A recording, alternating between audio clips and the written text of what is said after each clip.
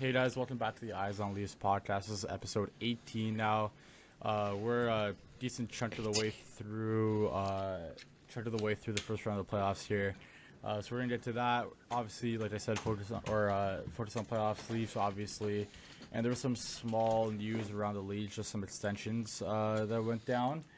But there's been also a lot of talking points coming out of the series, so I feel like we'll touch on almost every series today. There's obviously more to go through in some series than others, but we'll see how it goes with how much we can get to. I don't think we're really on any type of time crunch, unless I'm wrong. Not at all. Nope, okay, not really. So we'll try to get through big 2-hour episode. Yeah, 2. We'll try to get through 3. We'll try to get through as much as possible today, and we'll see how it goes. So yeah, we'll start off with the Leafs like usual. So Leafs had a chance to close out the series last night. Obviously, go up 3-0 on Ottawa. Chance to close out last night. Jake Sanderson scores from a shot through a screen in overtime. Heartbreaking. Oh my God! Sorry, Mangiapane just scored. Caps are up 3-2 Oh shit! 3.5 minutes to go. That's crazy. I'm behind, so I'm waiting for it to come up on my screen. Oh, now, my bad. But, My bad. That's okay. It's okay. Not your Damn. fault. That's crazy. Yeah. So Yeah, we're 3-1. We're recording in the middle of the Washington-Montreal Game 4 right now. Hopefully Washington wins to. Hopefully Washington wins to keep my Washington in 5 prediction. Andrew alive. Mangiapane. Okay, let's set it back to the Leafs here. So yeah, Sorry. No, we're dead. 3-1 headed into Game 5 on Tuesday. That was gross. In Toronto. So what do you guys think of the series so far overall? Like, how are you feeling about it? How about the situation that we're in, and yeah, overall thoughts on the series? I feel dumb saying this because, like, I definitely should be considering it's the Leafs, but, like, I'm not really nervous, man. I think I've seen enough in this series to feel comfortable that this team is different. Like, I don't think anybody expected a sweep in this series. So it doesn't surprise me Ottawa got a game here. Honestly, the past 3 games could have easily gone Ottawa's way. But that being said, the Leafs have played extremely well, I think, in the series. I'm really impressed with their defensive game so far. I think the biggest thing for me is that it hasn't felt like their game has changed going into the playoffs from what it was like in the regular season, which I think is the first time we can say that in this era. It feels like every year they've had to completely change their game, and it's like they have to catch up in a way. Maybe 2023 is like the one exception, but even that year, I felt like they were playing a little differently going into the in the regular season than they were in the playoffs. And this year, it really does feel like it. I'm still watching the Leafs of the regular season. It feels the same, and it's translating to success against Ottawa. Yeah, I agree. I think something that kind of scared me going into the playoffs is for the whole season we were saying they're playing playoff-style hockey, they're scoring playoff-style goals, whatever, and I was worried how that was actually going to translate to the playoffs because you really don't know until you're there. And I think, honestly, it's translated really well. Like you said, we've just seen them keep playing their game, keep doing what they've done great all season, and obviously they found a little bit of success, more success than they've had in, I don't know, 20 years in the first round. Going up 3-0 is like, I mean, they didn't win a round yet, so, I mean, really the results still the same, but to go up 3-0 is proof of their hard work paying off. Yeah, I'm still... Sorry, you go, Mateo, you go. Yeah, I mean, I kind of agree. I think they're playing really solid style of hockey, and it feels like we've given up a lead in the third period. I think in both games, or we've given up. Yeah. Or no, we dropped 2 and 3. So 2 and 3 we gave up a lead in the third period, but if you still look at the 2 periods of play, well, I guess not game 2, but if you look at game 3, and then I'll bring in game 4 too. They've the Sens have had 4 shots in those 2 third periods. They locked it down. It's crazy. The goal, the Sens really have not had a lot to work with, and I think if you want to win in the playoffs, we've talked about this team for so long.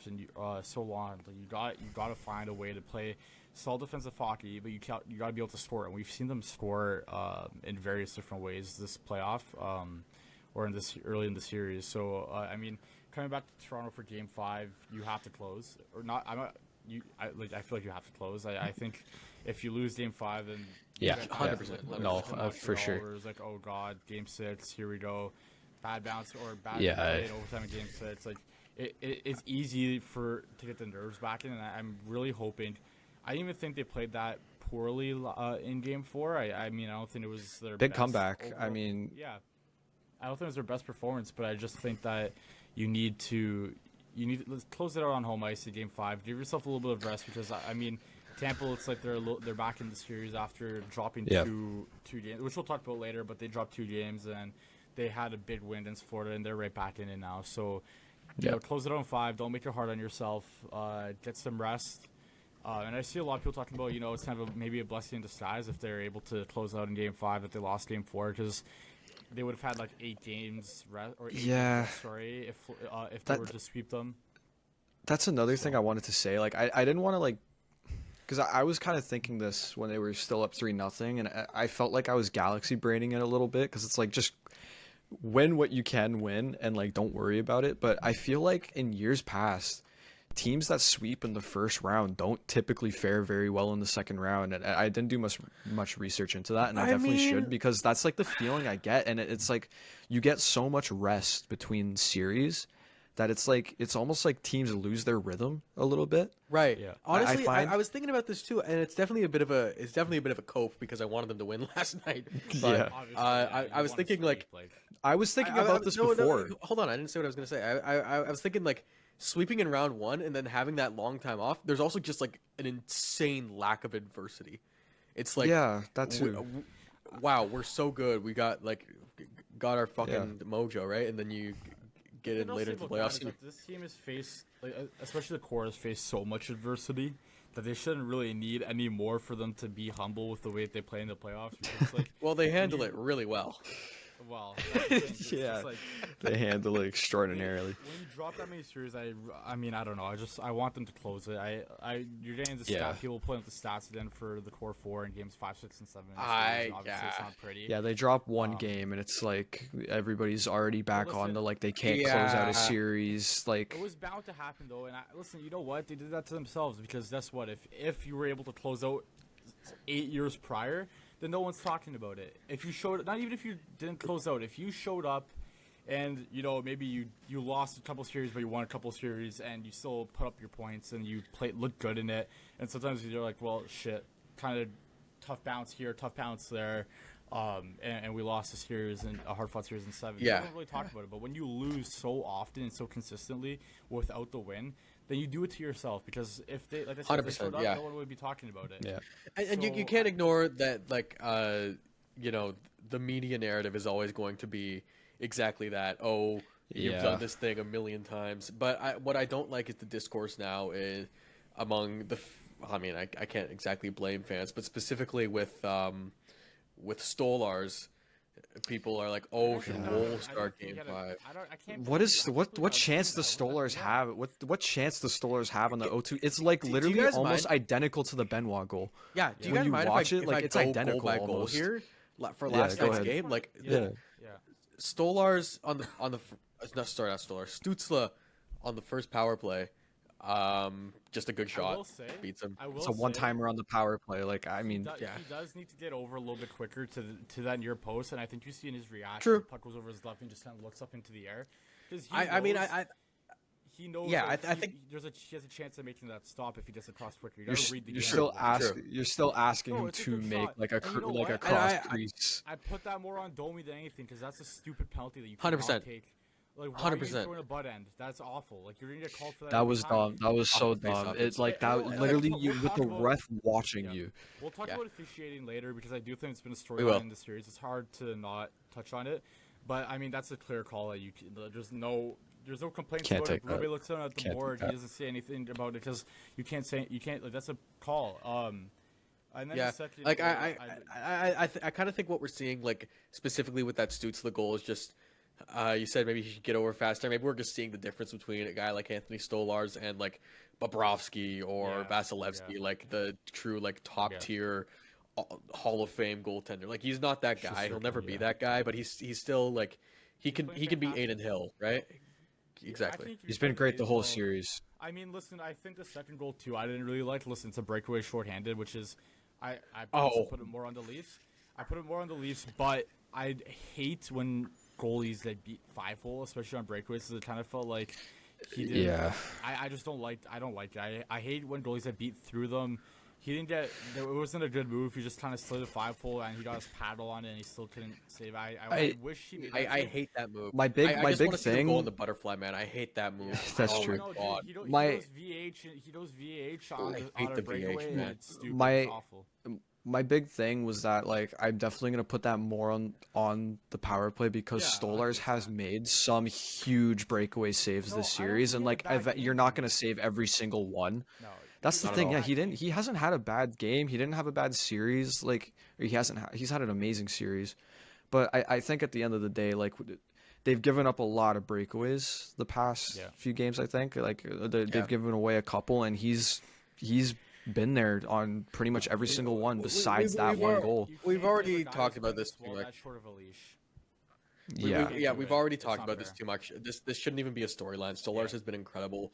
Yeah, Wolf- he's Wolf been FC amazing. wrote on Been Twitter fine. this morning, and I saw people talking about Wolf Yeah. in Game 5. I'm like, what is going on right now? It's yeah, crazy. Yeah, like what's we wrong with can't. He's literally been amazing this series. Yeah. There's no reason to have that kind of dialogue. And Um, like, don't get me wrong, Joseph Woll is amazing, but Yeah, all three of us said that he should start in the playoffs before the series Yeah. started, and so we love Joseph Woll, but I mean, he's Soldiers was playing great. No reason for me to switch anything up. I do want to Yeah. talk about the core four, and Riley and Nyes before we get to the officiating. I want to, you know what?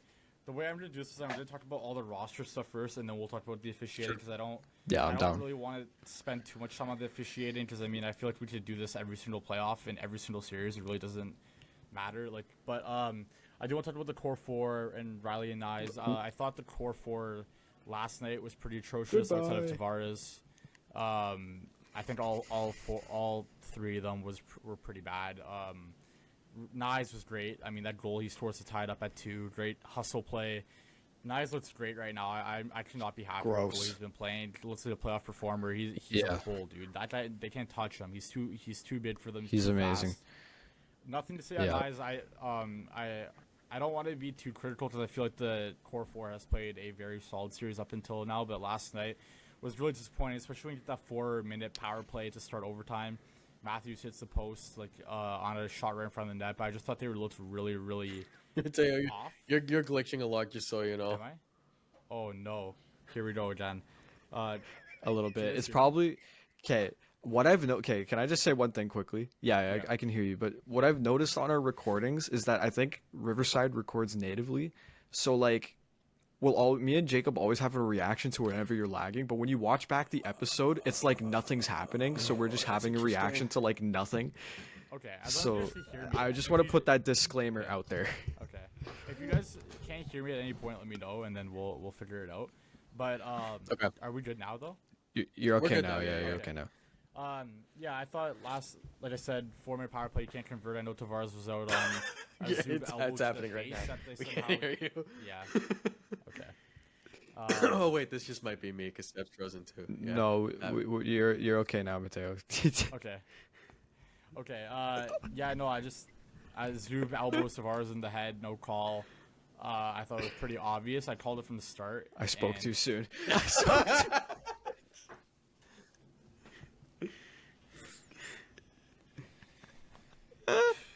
Should I leave the call and join back and we restart from here? Yeah. If you wish, yeah. I mean, Okay, might as yeah. well just keep going. Like we're 14 minutes in. Just join and leave and come back. Yeah, Okay. we'll keep talking. Yeah, I guess on core four, kind of what Mateo was saying. Like they've been playing really good this series. This might seem like a hot take. I don't know, but I like me personally. I think Matthews has been like the best forward this series. I mean, yeah. And it's not totally. necessarily just the scoring; it's the all-around game. I feel like he doesn't he's lose puck battles, man. He wins. doesn't lose every puck single battles. Great on the faceoff dot, and I feel like he's leading an example, really, in terms of like the physicality and getting in the corners. Like Totally. nobody's exempt from that kind of stuff. Like everybody is getting in the corners, getting on hard on the forecheck, winning those battles, and that's definitely been, I think, the biggest differentiator in this series. Just looking at the numbers too, like the Leafs have won the vast majority of puck battles against the Senators this series, and it's a huge contributor as to why they're winning. But yeah, like the core four has really been contributing in a way that we don't really see too often, especially last year. Like last year was brutal against the Bruins, and my God. it is very refreshing to see. Morgan Riley's been amazing. He's been great. It Ekman looks like Larsson. 20. Ekman Larson too, yeah, but Riley especially looks like 2023 playoff Riley right now. He's looked Steven. amazing. But last night I think definitely was a little more rough. Just weren't as crisp on their chances. Welcome back, Mateo. Yeah, they last night was kind of rough. They just were not capitalizing on their chances. That 4-minute power play was Brutal. I listen, thought like Nylander had a they brutal generated Nylander, which is crazy because he had the primary assist on 2 goals, but still looked brutal. But no, that 4-minute power play was so frustrating to me because I'm watching it and like they're getting shots, they're getting some chances, but there was only really one dangerous chance when they threw it in front of the net and made chaos like they should be doing. And they didn't capitalize on it that time. But then the rest of it was just like taking one-timers. And it's like, why are we not sticking to the same thing that has made this power play successful this entire series, which is getting pucks through traffic and just creating havoc in front of the net? I feel like missing Tavares on that power play was huge. He's a huge part. He in that bumper slot is so elite because he knows when to push himself into the front of the net, but to also come back and give the 2 wingers an option in the middle. But at the end of the day, like, you got to do better on that power play, man. That's a 4-minute power play to close out the series in overtime. Like, you're not getting a better chance than that, and they didn't do it. Yeah, I mean, there's not much else. I don't know if you're going to be. No, it's fine. I was gonna say exactly that. I know Tavares was gone, but it's really, you can't. The drop off on the power play was so hard, especially when I'm lagging, aren't I? Yeah. A little bit, but you're okay now. You're good now. Yeah, no, I just thought the drop off was so drastic. Spooksy's getting Not good. You know what's going on? It's so much funnier knowing that it's fine. Yeah, Like, it's in so the much final funnier product. knowing it's fine. Like, it's completely fine to watch. It's just Okay, I'm just hard to gonna keep follow. I'll just keep pushing through. Yeah, I just was keep saying, going. like, It's okay. yeah, Well, like when I can Tavares- infer. We can infer. Yeah. Like, Tavares is obviously a big part, but it can drop off that badly. Like, their power play is really simple. Just put pucks on there. Yeah, no, exactly. And so you can't have that big of a drop off, especially when you're trying to close out the series. That I really wish they just stomped on their throat and just ended it. Yeah. But, you know, I mean, I think, like, you were guys, I heard you guys, when I came back and called Willie, I thought he was really poor. I know he had that pass to OEL was fantastic, and very good play to get Tavares on the first goal, find that stick, both fantastic plays. But I just thought I was pretty disappointed overall with his game. I thought he was a little too nonchalant at times with the puck, especially in the neutral zone. Yeah. Yeah. He's been a turnover. Honestly, I haven't been impressed with his series, if I'm being honest. Yeah. It's not really what I've expected from Nylander. I He's just noticed so much more. he's really. I think yeah, the biggest issue with Willie this series is it seems like he's trying to do everything by himself. Yes. Yes. It feels like he's trying to do too much a lot of the time, and he's creating a lot of turnovers. There's so and many it's scenarios concerning. in last night's game where he had the puck in a decent shooting opportunity. It wasn't a clear lane, but he could have shot it and it would have got on net.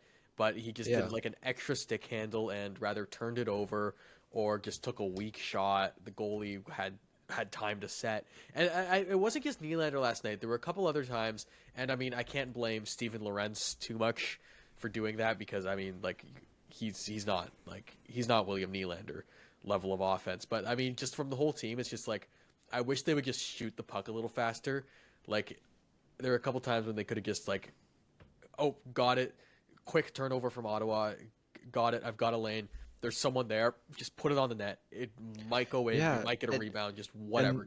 And that's exactly what he was like. That was the whole thing from the Amazon documentary with him, Matthews, and Marner last year. He's telling them just fucking shoot it, dude. Like, Yeah, I don't know. I feel like he's really trying to do a little too much this series, and it really showed last night. And again, in saying that, the guy set up two of the goals to get them back in the game, but Oh, like the OEL assist was nasty, man. that assist was disgusting. But then you get to overtime, and it's like I don't know. I really haven't been too impressed with his series, and I hope. I don't know. I hope somebody talks to him or he figures it out. Luckily, the other three are picking up kind of the slack. And again, in saying that, I mean, Nylander still, I think, has produced pretty well this series. I actually haven't really been looking at the points, but I mean, I do want to talk about yeah, I mean, Matthews, he's 'cause still a I point feel per game in the like, playoffs here. He's 3 points in 4 games, but I want to talk about Matthews. I know you said that the other three are picking up the slack, but I really think that we need more from Matthews. I know he's been great defensively and he's in his assists, but it's just like I see people talking like, oh, when Barkov plays well defensively, like people don't say anything, and it's like, well, our cap structure is different. We need Matthews to be a goal scorer. We pay him all this money to be a goal scoring center, and he's not. He's only has 1 goal in the series. And It's- like I get him playing defensively. He's It- great, and I'm not taking that away from him. But with the way our team is built, we need the goal scoring for Matthews if we're gonna go on a run. Like it needs to happen, or else we're not gonna go on a run. it is funny. It is funny you talk about Matthews because while you were gone, I was literally just saying I feel like he's been the best forward in the series for the Leafs just through the all-around play. And I think at this point, it is more of a thing that I feel like his game is transformed under Craig Berube a lot. We're getting a way more all-around game from Austin Matthews, and I know we need whatever the goal scoring and everything, but they've survived without him scoring. 3 goals in the series, or 2 goals in the series. He had a big goal in Game 3 against Ottawa. It gave them the lead for a bit. He's had some big plays, and I've really liked his game in terms of the all around play. He leads the team in takeaways with 10, like by a I landslide, agree. and he's been a monster in the puck battles. He's been great in the corners and on the forecheck, and that's been a huge part in that line in general, their success so far in these playoffs. I think 200-foot game. I think when you pay a guy $14 million and it takes away from like being able to put better players throughout the lineup to give you more depth scoring, you need him to score. Like I get everything, and I completely agree, and I've loved Matthews for that reason. I think he's turned into such a good defensive forward, really done the forecheck. I agree his game's more rounded out, but you need him to score. I want to argue that him being that kind of player, like that all-around player, is going to take away from the goal scoring. This guy's not going to score 60 goals if he's being that all-around kind of player. That, like, when you score that many goals, you have to cheat for offense, and he's not doing that. And Yeah, but even that's, like, in saying that, he's Hot still take. been productive Maybe in he this should a series, little and bit. he's been timely, productive in timely situations. Dude, Maybe but not in terms of the goal scoring, but again, he scored a clutch goal in Game 3. Yeah, but look at guys like Sidney Crosby, dude. They played great defensively. And obviously Crosby is like top of one of the best players of all time. But Matthews is a top player in this league, and he is great defensively, and he still produces offensively for the Pens when he was in his prime. He was producing for the Pens offensively while playing a great 200-foot game. I just want to Do both. Sidney Crosby in the 2016 playoffs won the Conn Smythe, and he had 19 points in 24 games. Yeah, okay. He had 6 fine, goals. But, like, still, It's I mean, 6 that's- goals. That team is also constructed differently. Like we need the Matthews goal scoring, dude. Like we can't go in the playoffs with him. scoring No, one goal. Was it honestly, really though? It's I mean, it's yeah, it's you had interesting. Was it though. constructed because, that differently? You had You had Malkin there, so, Kessel like, on the third line. You had but they're- You had Kessel, Malkin, Yeah. Crosby, Letang. Dude, you cannot compare Hagel and Benino Kessel to McMahon, Domi, Robertson unless No, you McMahon scores 10 goals. I don't know. Yeah. Well, yeah, they were There's the getting last. that HBK line in the playoffs was crazy for them. Like, I can't remember if it was 2016 or 2017, but one of those playoffs, Kessel probably should have won the Conn Smythe. He was 100%. You got their robbed. leading scorer in the playoffs with that line. I think it was I think it was 2016. I'm pretty sure he led the Penguins in scoring in those playoffs. He had It was 22 points. 2016, 'cause I think But Gensel again, led my in argument is 2016. that we've watched. My argument is that even though he might not be scoring, even then, like they've won. Like I get it, but when you get to these close if they were losing and this was different, he scored a big goal in Game 3. He can't score a big goal every single game. I'm kind of somewhere in between. We're 4 games in. I'm somewhere in between you guys right now. Like I don't know. Like I agree. I agree fully with Seb in the sense that I think he's been our best forward, and I think that his defensive game has been incredibly important. And I mentioned while you were gone, I don't think he's lost a single puck battle all series. No, he's been great at that. I completely agree with everything else. But Seb also says he's not cheating for offense anymore. I think maybe he should try a little bit because Mateo, you're right. He in the offseason it was a storyline like, okay, Austin Matthews scored 69 goals last season. He's not going to do that again. Where are you supplementing that goal scoring? And I don't think we made any additions up front in the offseason. So now come playoff time, if Austin Matthews is only scoring 1 to 2 goals a series, where are the rest of your goals coming from? Especially Well, what I'm going to argue to you, not... what I'm going to argue to that is that yes, that was a storyline in the offseason, and guess what? They improved from last season with less goal scoring from Austin Matthews. I think where you improve in that sense is through having an improved defense, having a better team structure on defense, including your forwards, being way tougher on puck battles and in the corners, having a way better forecheck and creating better offensive time through that. I think it's a different kind of team. Yeah, but the thing is, when you play against Ottawa, you're fine with maybe Matthews scoring his one big goal. And listen, it's still early in the series. Matthews still has 5 points. I don't think it's a huge That's the other thing. thing. That's the other thing too.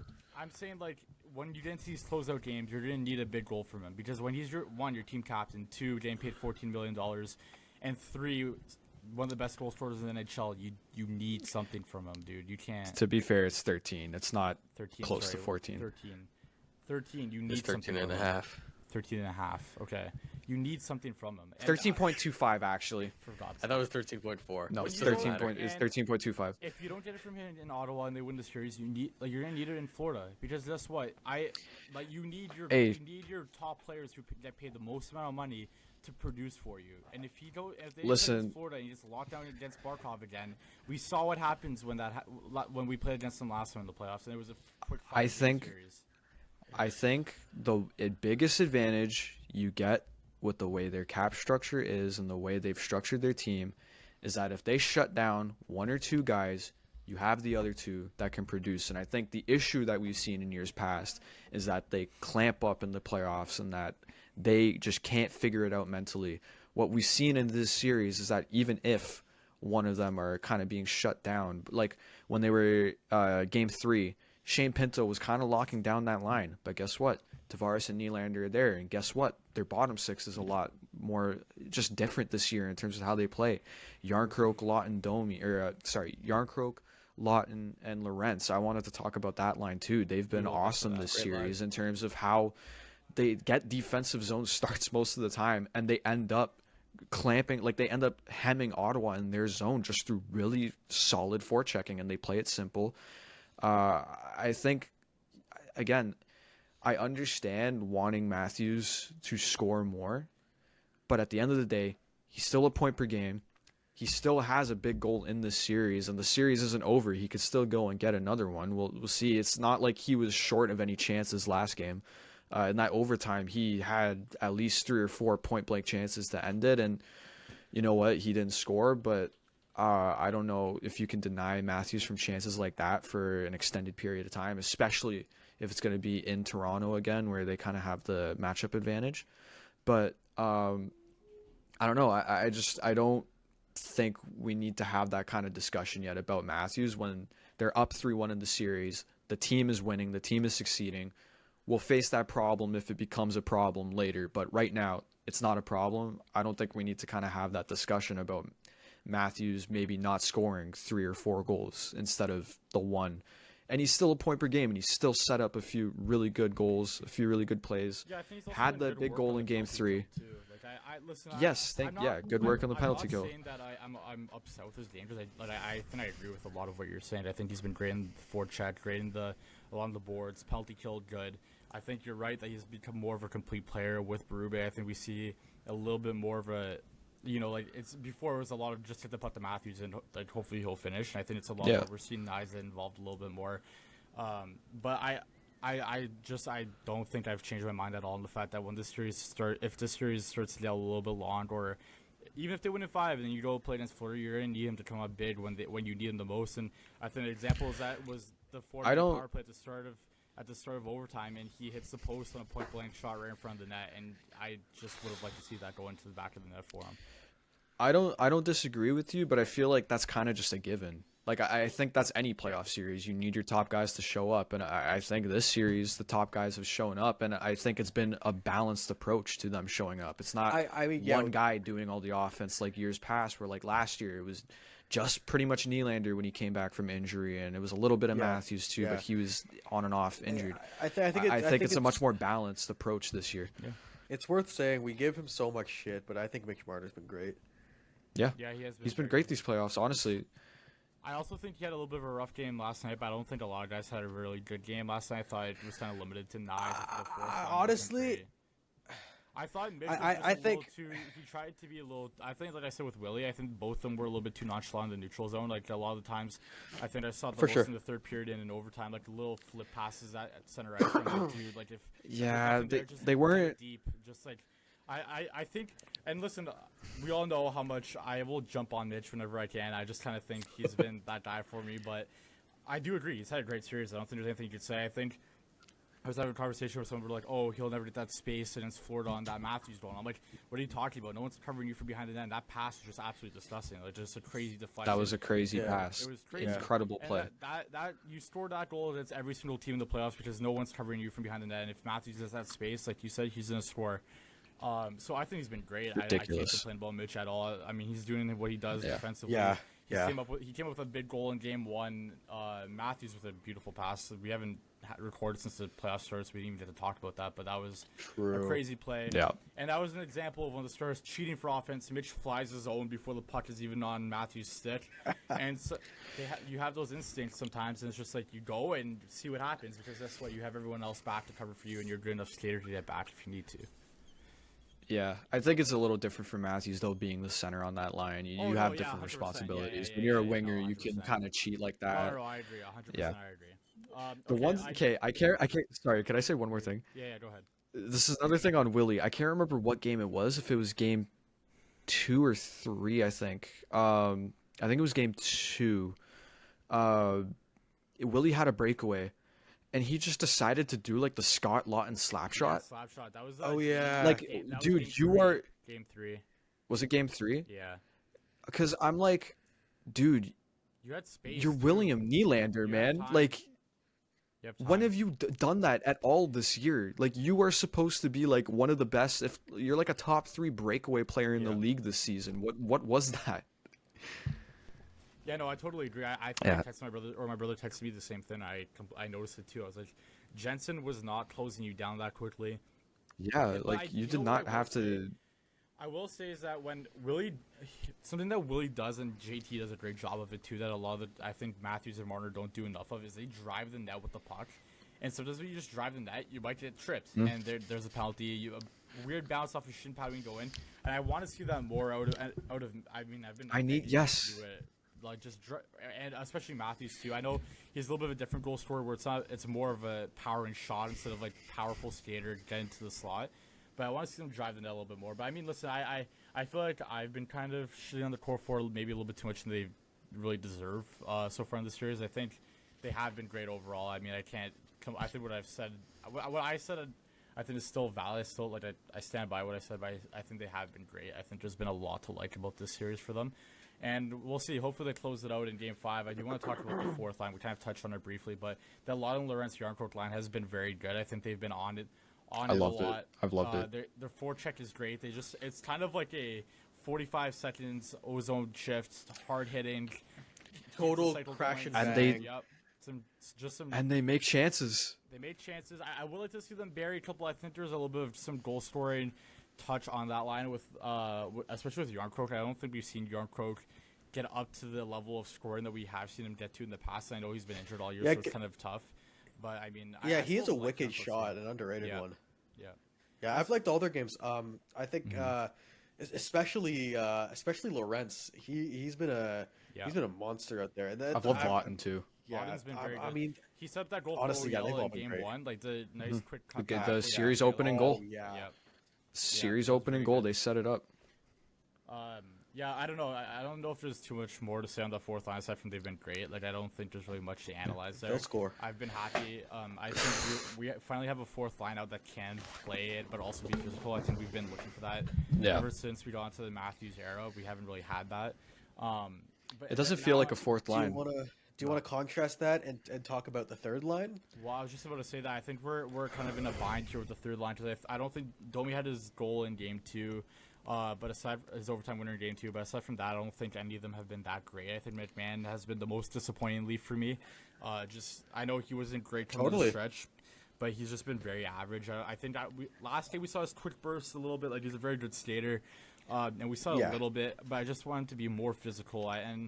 Maybe the goal scoring will come because I know he's a little bit of a streaky player. Like, when McMahon gets, I was gonna say, yeah, he'll put a few in the back. He's a big streak, very streaky. Yeah, so I'm hoping that they win and we get to see more playoff hockey to the point where he could come around a little bit. But I just want to be more physical. That's the only thing. I don't think he's been skating well enough. I think he hasn't been physical enough. And I think when you're not scoring, what you can do is you skate your ass off, which we've been seeing with that fourth line, and you get hit. And I don't think he's been doing enough of that. You know what? It's funny you say that. He leads the team in hits. It's just been He has 17. He has 17 hits. For real? I don't think he's been physical enough Yeah, for me. leads the team. I disagree with that. I've noticed honestly, him but on when the he forecheck. dumps, I've noticed him. Yeah, I was gonna say on the forecheck, he's good on the dumping chase and just leaning into the guys every single time he's there. Maybe there's an argument he needs to do less of that and focus on getting the puck. But honestly, like, my problem with that line, and Seb and I were talking pre-show, that's more the fourth line right now, because what we call the fourth line, the Lawton line, has been playing more. It's the third line, but I don't know. There's something wrong with the roster structure right now. I mean, if you get, and it's kind of hard to ask for more scoring out of the core four right now because Tavares has 3, Nyes has 3, the top 6 is scoring.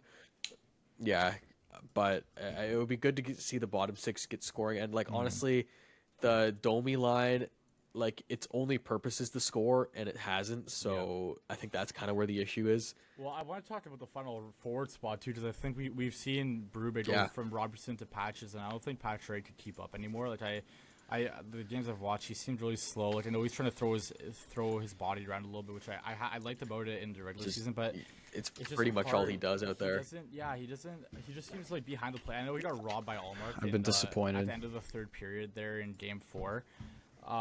But it's just been kind of tough, and I know he also hasn't played for a long time, so it could just be trying to get the rust off a little bit. But I mean, I don't think you have time for that in the playoffs to wait for a guy like Patrick to get the rust off. If I'm Berube, I'm trying to go back to Robertson for Game 4, and I saw people saying put Kampf in, but I'm like, what does Kampf actually bring to this lineup that we're missing right now? Like, just another defensively responsible player that doesn't really score that all that much, you know? There is one. I need to rant about this so badly. Okay, I know where you're gonna go, but I just think before you start, I disagree with you completely, and I'm just put that out there right before you do it. You disagree with me on Pontus Holmberg. Dude, I do. I'm sorry, I do. Go ahead, go on your rant, and I'll tell you why I disagree with you. Wait, before you go. Ahead, okay, actually, never mind. Go on, Holmberg. We're talking about, maybe who should take this last spot, Robertson, Patches, Kampf.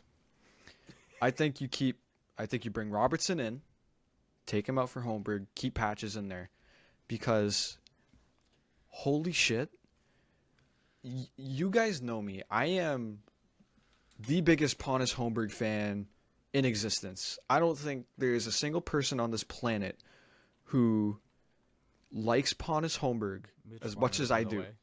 Mitch Marner? I don't. Yeah, Mitch Marner. Maybe just Mitch Marner. Yeah. But oh my god, if you're gonna play him in this lineup, stop putting him in the top 6 with John Tavares and William Nylander because holy shit, yesterday I'm watching this game. He blows an edge like 3 or 4 times that could have turned into a serious chance. He's just the biggest nothing burger player ever. I can't cope any longer. I can't cope any longer with this.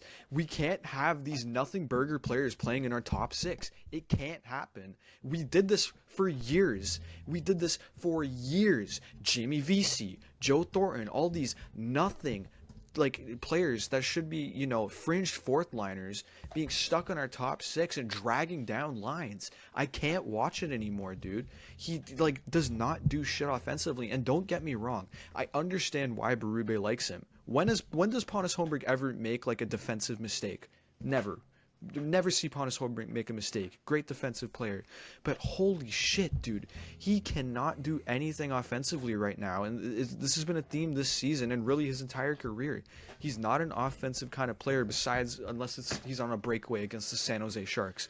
I was watching him yesterday and it was so frustrating, and just like the cherry on top is him just getting pile drived by Brady Tkachuk in front of the net and it turns into like a chance for the Senators. I can't do it anymore. If you're going to play him, stop putting him in the top 6 because it doesn't work. It doesn't work. He needs to be either a fourth liner or he's out the lineup because I'm sorry. Like, I can't watch this anymore. Okay, here's where I disagree with you. I agree on the fact that he doesn't score and he's not going to do much for you offensively, but here's why I think that he's not a bad fit for that Tavares and Nylander line, and it's solely because of the hustle plays for him, and I think he skates well. I think he's been very good getting to the corners in this series, and he's been good. He's been trying to throw his body around. Like, God bless him, he's not the biggest guy. He's not going to throw, like, big hits or anything. But he's been trying to throw his body around. I think he does a good job. This is the biggest backhanded compliment of all time, by the way. No, yeah, he's really tried out there. God bless him. Yeah, it's true, though.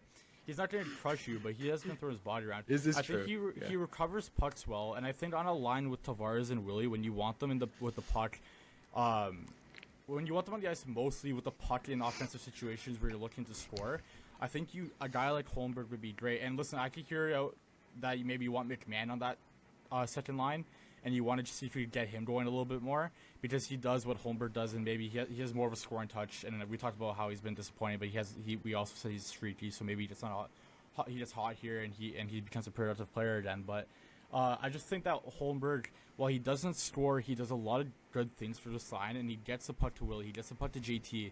And that line, I think it's been one of the smallest concerns for me out of this whole series, even with Holmberg on it, because I think they've been producing, and I think the Sens hate Holmberg too. Like, if you notice, he's the player who's been getting a lot of the he draws a lot of penalties. He draws a lot of penalties. And I honestly, I don't think he's been one of the. And listen, I'm not a Holmberg fan. I used to make fun of Seb all the time when he used to say, "Oh, I love Pontus Holmberg." I used to make fun of him all the time. But I do think he's doing a lot of good things that this team, that's valuable to this team, and especially that second line. Because listen, Tavares, he's never been a good skater. He's slower now, and he's not going. A lot of times, he's not going to be the F1 flying into the zone, especially when he's a center and he has to play more defensively. Willie, he's good with his stick, but when he goes into the corner, he's not going to lay the body and get the puck. He's more of a stick lift. If you get past me, then you're going back the other way. He has done it this series a decent bit, though. Like, it's actually caught me off guard a couple times. He has tried, and listen, again, I'll give props to Willie there. He has. I mean, he's kind of gone from 0 to 5 on the scale of physicality, I think, because I think it was like once every 30 games we'd see him try to lay a hit in the regular season, and I think now we're seeing. And then playoffs, he's like doing it anytime he has a chance. I have like that, but I just think that Holmberg goes to the dirty areas where, and I'm specifically saying the corner where you retrieve the puck, back to the point, back to Willie, shot Tavares, gets trafficked, and I think that line is working a little bit. And I think the thing is with McMahon is I as much as he hasn't been contributing, McMahon is more of a do-it-yourself type of player in the sense that he will take he trusts himself to shoot, and I like that when he's on the third line because I think you're playing with Domi and Robertson where you're not playing with JT and Nylander. Where I'd much rather Nylander or JT take the shot in an offensive situation than I would McMahon. So I think Holmberg is good for that line because he does well retrieving pucks, moves the puck around. And I don't think, like you said, he doesn't make defensive mistakes. You don't have to worry about that with him. And he has a little bit of speed. Like he's not a slow guy. He's pretty quick. It just But I it do know just with it, the scoring. It just feels like he'll never score, even if he gets the opportunities.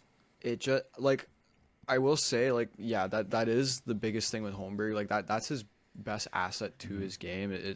His puck protection is Very, amazing. yeah, very good. He's one of the most skilled players on this team in terms of having the puck on one hand. He's really Yeah. good with that, and he's really strong on the puck that way. But I have watched. I think you need someone sometimes with a little more offensive capability than that, and it's been a theme this season. Watching him on that line, it's just sometimes it's just a struggle, and I feel Yeah. like that line's been more productive when it's just somebody else there that's not Holmberg. I mean, But yeah, I I've mean, I don't watched. think that's. I Sorry, go ahead, Jacob. I've said. I was just gonna say, actually, you know what? Your thought. I'll go after you. You go first. I was just gonna say I don't think that line has struggled offensively at all. Like we've talked about the best player in the series for the Leafs, and it's probably JT.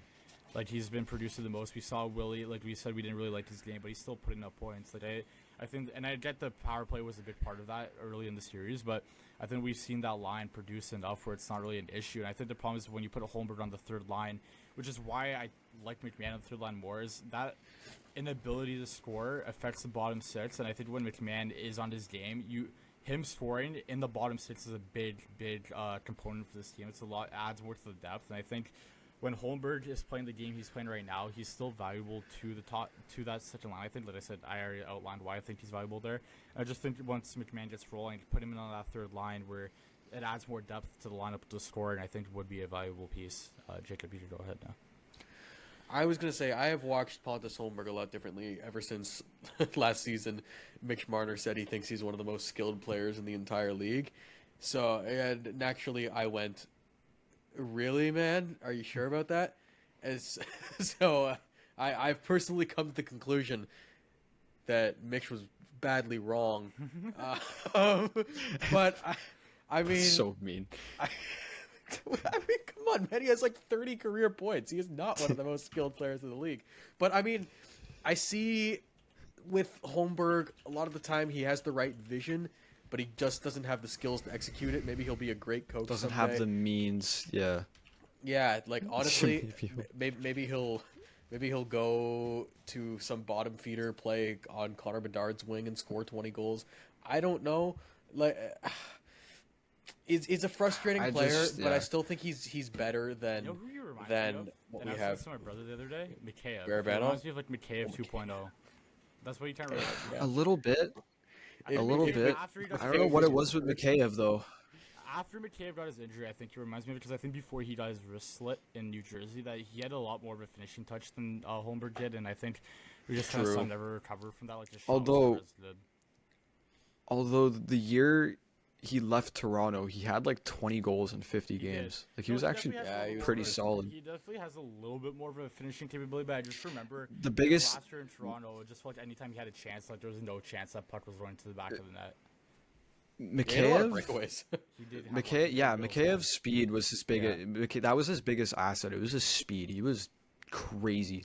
I think he scored But 20 yeah, this no. year in Chicago, if it means anything Yeah, to you guys. not a bad year. But no, with Holmberg, I think the biggest thing for me yesterday was just like I saw him blow a tire like 3 or 4 times, and I was just like, oh my god. Yeah, but you know who else does Like- that a lot? Like, and you might take him out of the line for this as Robbo. But Robertson's balance is awful. That guy drops to the ice at least once a shift, and it's Well, you know what? If he gets in on Tuesday, he's scoring. So yeah, it's I'll trash. I'll tell you what. I don't take Holmberg out of the lineup for Game 4, or sorry, for Game 5.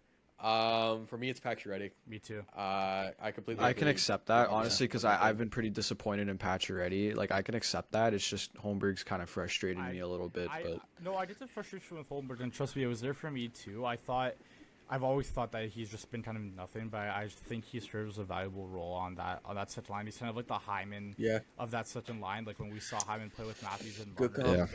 call. Obviously less scoring capability, but yeah, I think for me it's Patches that comes out of the lineup and put Robertson back, and I Yeah. just don't think I can Patrick definitely Roy. accept that too. It's Patches. Yeah, I've been really disappointed. Yeah. Do you guys want to see the lineup that I've put together? I mean, it's on the outline, so you guys can already see it, but I can read it out for you. Yeah, go ahead. It's not many changes here. As a matter of fact, it's Actually, there's just one change, excluding Pacioretty, but it's Nyes, Matthews, Marner, McMahon, Tavares, Nylander, Lorenz, Lawton, Yarncroke, and Holmberg, Domi, Robertson. I honestly don't mind that fourth line. I can see that work. Domi, because I think you Yeah. need a babysitter on that line for Domi and That was exactly my thought. Yeah. Robertson's been better defensively. I think he's made strides in his game there, but I just think the thing is for Robertson is just the stupid penalties is what got it. I was gonna say the penalties. That's what got him out of the lineup in the first place. He wasn't doing enough offensively for Berube to overlook the stupid penalties that he has taken all year. It's not a one unlucky stick lift. He does it a lot where it's just miss a stick lift, hit someone in the face where you're not in control of your stick, where you're pivoting, rotating around. And, yeah, I would put Robertson back in. I really don't think there's any need for Camp. I know, like I said, it's a lot of people. I just don't think that adds anything to this lineup. I think he's gone this summer. He needs to be. I've been. Oh, yeah. I think he's gone. Dude, The second they traded for Lawton and then they started figuring this out, it's like he has no place on this team. There's no place for him. Do you guys want to move on to the rest of the lead? I think we've spent like an hour. Yes, yeah, we I'm should. down. Yeah, we Did you want to go? Actually, we could talk about officiating. I don't know if I really have anything to say though. That's Dude, too I don't important. know. I think I'll keep it short. I think the first game, I think people are stupid for not realizing that playoff officiating Those in were- game one. You know what? really Yeah, tight. It's really like- strict. Do you they mind if call I- everything. And also, they were all penalties. Yeah, I agree. Like saw I that, don't I don't understand what the complaints Yeah. were. They were all penalties. You can't just cross-check Honestly- people into the boards. Honestly, like playoff Sorry, I don't know what to officiating- tell you. Playoff officiating will always be nonsensical from a pure rule book, from a pure objective point of view. Looking at the officiating, it is like the calls make no sense. But when you know how they call the game going into it, it makes sense. Like I don't even Yeah. flinch at the calls. It's like I don't know. I feel see. a lot of Yeah. people Oh make- no! Hold on. Let me Yeah, finish. sorry, Let me finish. yeah, I go see. ahead, my bad. No, you're good. I was just gonna say, oh yeah, you see, okay, maybe they missed that call on Marner. Oh, but they take Stutzla for something else that was kind of soft. But It's oh, game they missed management, that dude. one. It's like I've been watching the Leafs play in the playoffs for what is it, 8 consecutive years, seasons, 9 years. Like I know how they do this. I've played these games before. Yeah, I've played these games before, dude. Like it's not that it's easy to tell, but you can kind of get a sense of what's gonna happen. Like it all ties back to game management at the end of the day. Like if they miss a blatant call, you know you're probably gonna get a softie in a little bit. Like that's just kind of how Or it goes, and they're gonna try similarly- and even out the calls as best that they can Totally. every game. And similarly, That's if just if how it they- goes. If they miss a blatant call, and then they miss another blatant call on the other team, they're just not calling anything. But then, like late in Yeah, the third then it's period, even. in overtime, like there's no way they're calling anything in overtime unless you give them one by slashing. was- Chris The Tanev only in the they forward. it's either a delay. It's either a delay a Yeah, game. or Yeah. blatantly Yeah, obvious, like you can't say anything yeah. about it. Yeah. Delay of game, high sticking with bleeding, or like somebody's safety is And you severely saw put at risk. Robertson, He knew right away. He didn't argue. He Yeah. just had to put his like hands in his face because he was like, I can't We believe talked what to- he did.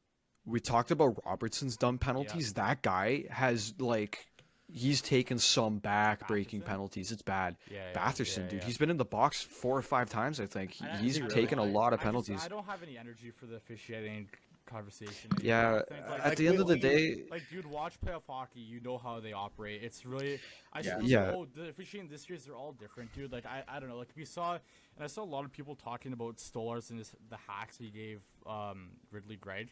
don't get in the crease. You're in the crease, man. Dude, but the other thing is like, we all saw him like accidentally on purpose blow a tire and go to Stolarz. Well, Like, yeah, like he ran him the game before. I don't know. The refs told Stolarz like, yeah, we gave you the first 3, and then you bodied him when he came through the crease, and you got one. And I was like, yeah, you know, that's fair. And I don't know. They got people- offsetting penalties. Yeah, people complain all the time about the officiating, and I don't have the energy. And listen, because a lot sometimes. The officiating's not the reason you lost. The reason you lost is because your penalty kill fucking sucks, and you don't know how to be disciplined. Sorry. Yeah, I don't know. And I'm not I going to just- act like that was me in 2018 when Yeah. Nazem Kadri killed Tommy Wingles, and I'm like, oh, but what about the Jake DeBrusk neon knee? It's like, Yeah. like looking back, it's like what the Senators fans are doing now is what I was doing in 2018. Like it's Yeah. Me kind of too, like the I think cycle of life. We all did, but it was just like I don't know. I don't like I said, I don't have the energy for it anymore. I think Yeah.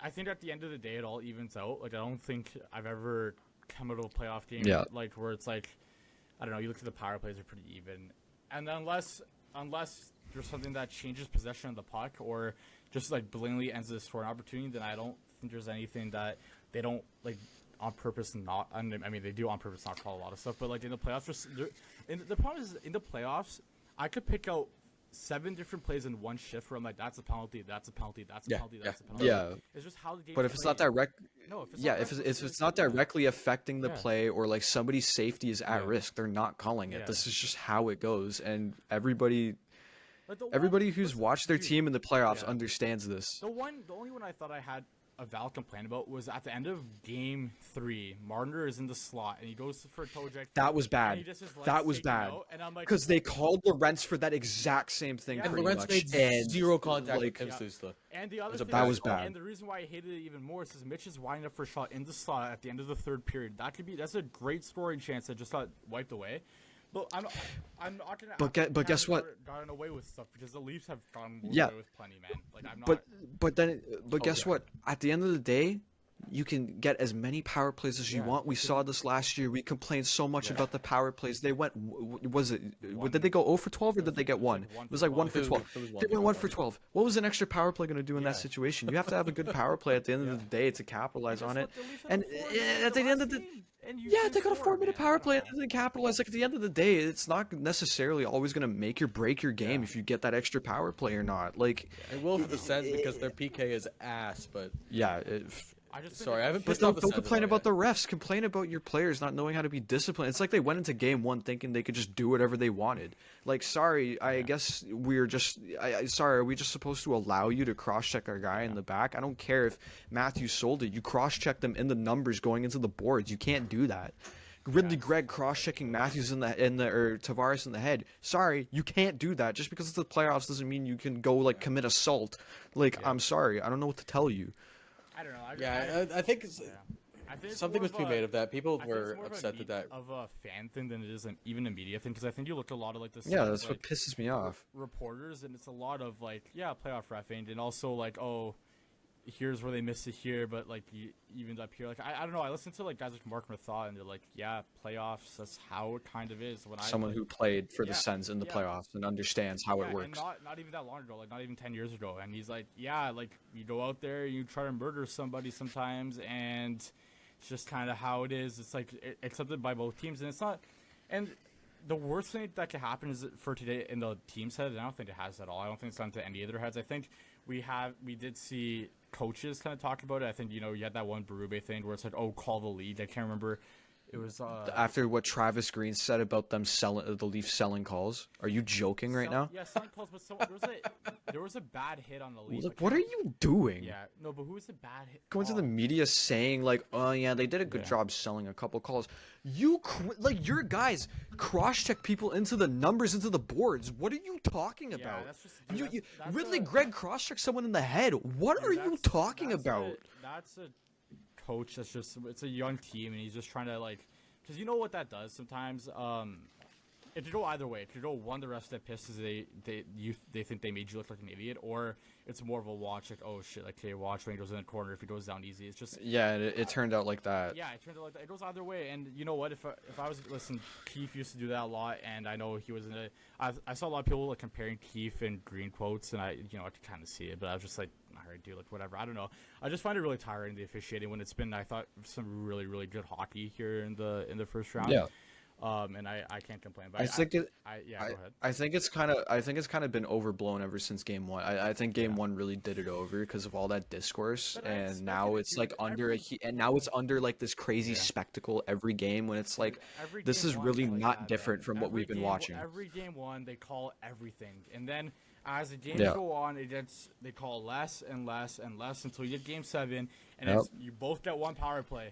We'll find one somewhere for you. You get one power play, and don't complain because then And you're not that's getting it. anything else after that. So I'm kind of tired of it because I feel like it's the same shit every year, and nothing's ever Yeah. gonna change. And to be honest with you. I don't know if I want to change because I love playoff hockey. Like I don't It's don't know. fine. Like it's only a problem for fans who have not watched a lot of playoff Yeah. hockey. Sorry, Senators fans. I know it's been a while. Shit, I should save my Senators shit talk for when the series is over. Yeah, And then, I mean, like, good or bad for the Leafs. I'll Yeah. save it for the series. Yeah. If okay. it's- Should move on to league stuff now, I want probably. to move on to the league talk because there's a lot to Yeah, get to, yeah. and I feel like we've kind of said everything there is to say on the officiating. So first we need a couple of extensions here. I think we're gonna try to keep it brief in our thoughts on these. I don't think. I think we want to focus a lot more on the storylines of the playoffs. It's been really entertaining so far. Neil Pionk, 6 years, $7 million. 6 year extension, $7 million AAV in Winnipeg. Pionk has had a great year. I do wonder how it ages. As Pionk has been kind of an up and down Same. type of guy, and I think he had a really hot start. I don't think he really maintained it. Offensively, Yeah, he had a really hot he start. fell off. A little bit, yeah. I think it's a little bit rich, but I think you also pay the Winnipeg tax a little bit when you're trying to sign these guys. I was gonna say Maybe the President's Trophy they're tax. they're signing a guy who like wants to stay. Finally, somebody wants to stay in Winnipeg. That's like actually pretty good. Yeah, I mean, decent extension. I guess we'll see how he ages out on that. More of an offensive guy, puck guy. mover. Yeah, Big I two. like it. I always remember Jason Spezza kneeing him in the head. Yeah, That's just something that always recurs in my brain. I was just. Yeah, he's 29. Honestly, That contract. oh, I didn't realize he was 29. I thought he was older than that.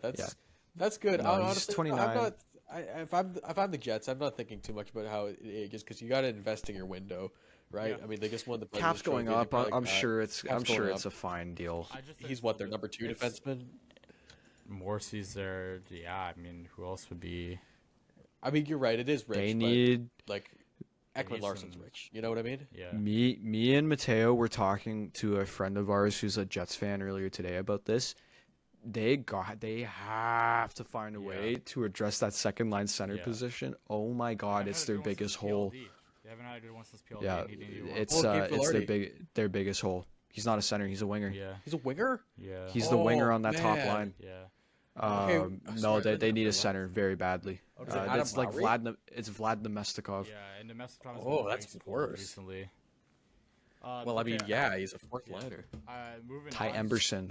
Ty Emerson, 2-year extension, 1.3 million AAV. I think he's been a pretty reliable defenseman for Edmonton. I don't think you can really complain about him Oilers too much. defenseman. I don't got Who much to plays- say not about much to that. say. Depth defenseman, I think. But yeah, do we want to? Okay, I'm gonna get to the Rangers and the Ducks, and then we'll get into the playoffs. Yeah, we could talk about that, let's yeah. get all that stuff out of the way. So Peter Laviolette was fired. I think that everyone kind of saw that coming. No surprise, but Yeah. I think the surprise. I think it caught a lot of people off guard. Is Chris Drury just an extension? I didn't get contract Yeah. details on that. Do you guys know? All I know is it's a multi-year extension. Yeah, I mean, listen, I think after listening to 32 Thoughts, Elliot Friedman said that if he talked to a lot of people on jury to see if he was in trouble, and he said that James Dolan, who is the owner of the Rangers and the Knicks, he's a little bit crazy, but he's nuts. But he said that he was in a double. A lot of people thought he was in double down on jury, and he either agreed with every move that was made or told him to make some of the moves that he was making. So it looks like he had some say in some of the moves during the season. So he does an extension, and I don't know what's going on. I think what Drury did to that Rangers team, and I know a lot of people are like, oh, like man up, like he got rid of two bad players. Like, okay, dude, but like the way that they handled both of them leaving, like especially Gaudreau, where it was like waive or you're going to put on waivers and you're gone out of the Hey, I mean, Tampa did the exact same thing with Ryan did. McDonough. They did. At the end of the day, it's a business. Yeah. Has Tampa won a and series? I since think you they have. did I that? think. No, but they did it. Right, but And we've seen- there's two very different rooms in that sense. Tampa didn't explode because they traded a fourth liner. Like, I mean, they traded a pretty formidable part of their defense core, and that locker room didn't just implode immediately. Like, I mean, they I'm traded sorry, Mikhail it's a business. At Sergachev the too, end of the man, day, you're right. at the end of the day, it's a business, man. No, I like, you agree have to with that. understand that people are gonna do shit I agree with that, to. but I feel like that. I feel Drury. It wasn't. I think the way Drury handled a lot of the moves that he tried to make or ended up did making was a little bit off of how you should handle it. Like when he put that public memo that Kreider and Zibanejad and like everyone was available. Like, I feel That like was odd. that was That really was odd. Like I feel like you gotta protect your vets, man. Like I think when you go after the vets in your room, especially ones that have been very good players for you, it trickles down to everyone else. They're like, oh shit, like if Kreider is being publicly put on the trade block and like letting everyone know, oh, these guys are available, like what's gonna happen to me? Like if you're like Laugh, where it's like you're young and you just had a good playoff and you, even though you got your contract, stuff's not going well, and it looks like, oh shit, like the guys I'm like looking up to for guidance now are look like they might be out the door. It's like, damn, like like everyone's available. It's kind of crazy. The Rangers were so fascinating to me this season because I remember talking about this earlier in the year. It's like they went on a 3 or 4 game losing streak and everybody was talking like it was over and the world was ending. They needed to sell everybody. I'm like, dude, you're on a 4 game losing streak. Yeah, shit happens. You won the President's Trophy last year. It is not that bad, and it's like that discourse just sent them down a hill. Once they traded Trouba, it was over. Like they conceded the season the second they traded Trouba, and I don't think they needed to trade Trouba yet because it's not like their defense improved. It got worse. And Trouba actually did not bad at Anaheim when he went there. Any moves to upgrade the blue line either? Like when Trouba traded, I was like, okay. I got Will Borgen. Yeah, like when Trouba traded, I was like, okay, like for Capo. Who are they trading for to bolster it again? Because I didn't think that the season. And then they signed Will Borgen to some dog shit contract. Lindgren, and it was just, I felt like Drury was, I think, a little trigger happy at times, and I think the way he handled it wasn't the best. I think as much as we say it's a business, you do have to manage the locker room at the same time, because at the end of the day, they are people. And like when you see a lot of your best buddies, when you see a lot of your best buddies who have put in hard minutes for that organization, and it wasn't like they had no playoff success. They went to the conference final a couple times, and they run into some pretty solid teams. It's like they won 7 straight games to open the playoffs last year, man. Yeah. I think they talked about. You just mentioned it with James Dolan. I truly do wonder how much of an impact he had on that. Yeah, I mean, it's hard to say because we've only seen Chris Drury manage one team, so we don't really know what his style is like. But said that Dolan agreed or told him to make a lot of the moves that he made. Well, that's what I'm saying. How many of the moves did he tell him to make? Yeah, and that's a lot of what I'm interested. I feel like there could be a whole 30 for 30 on this Rangers season with how everything went down, because it seemed like every single person was upset, whether you got traded for at the deadline, and I'm talking about DeHaan specifically. Yeah, man, the Canucks just imploded. Yeah, imploded this year. I'd watch a behind the scenes documentary on both those seasons just to see what was going on with JT Miller, 100%. What was going on in that Rangers locker room, because that looked like a disaster. And I don't know, I think a lot of people were on Laviolette, and I can understand why. I don't think he's great, but I don't think you really change anything, dude. Like, he's the third coach this team has had under Drury. The third coach. Yeah. Going back to all the midseason changes, there's like a lot of panicking, man. Like, just think about the difference between like, okay, we're out of a playoff spot, or I don't even know if they were out of a playoff spot in December, or if they just weren't. Yeah, they were. They were pretty bad in December. And imagine the difference between a Chris Drury press conference where he says, we're trying to trade these guys, versus where he comes out and he says, we have faith in our team, we're sticking by it, we won the President's Just throw Trophy last some year, nothing burgers, man. Round. Why are you exposing that kind of stuff to the media, dude? Just throw some fucking nothing burgers at the media. Double down on your team. You have no obligation to tell people what you're doing.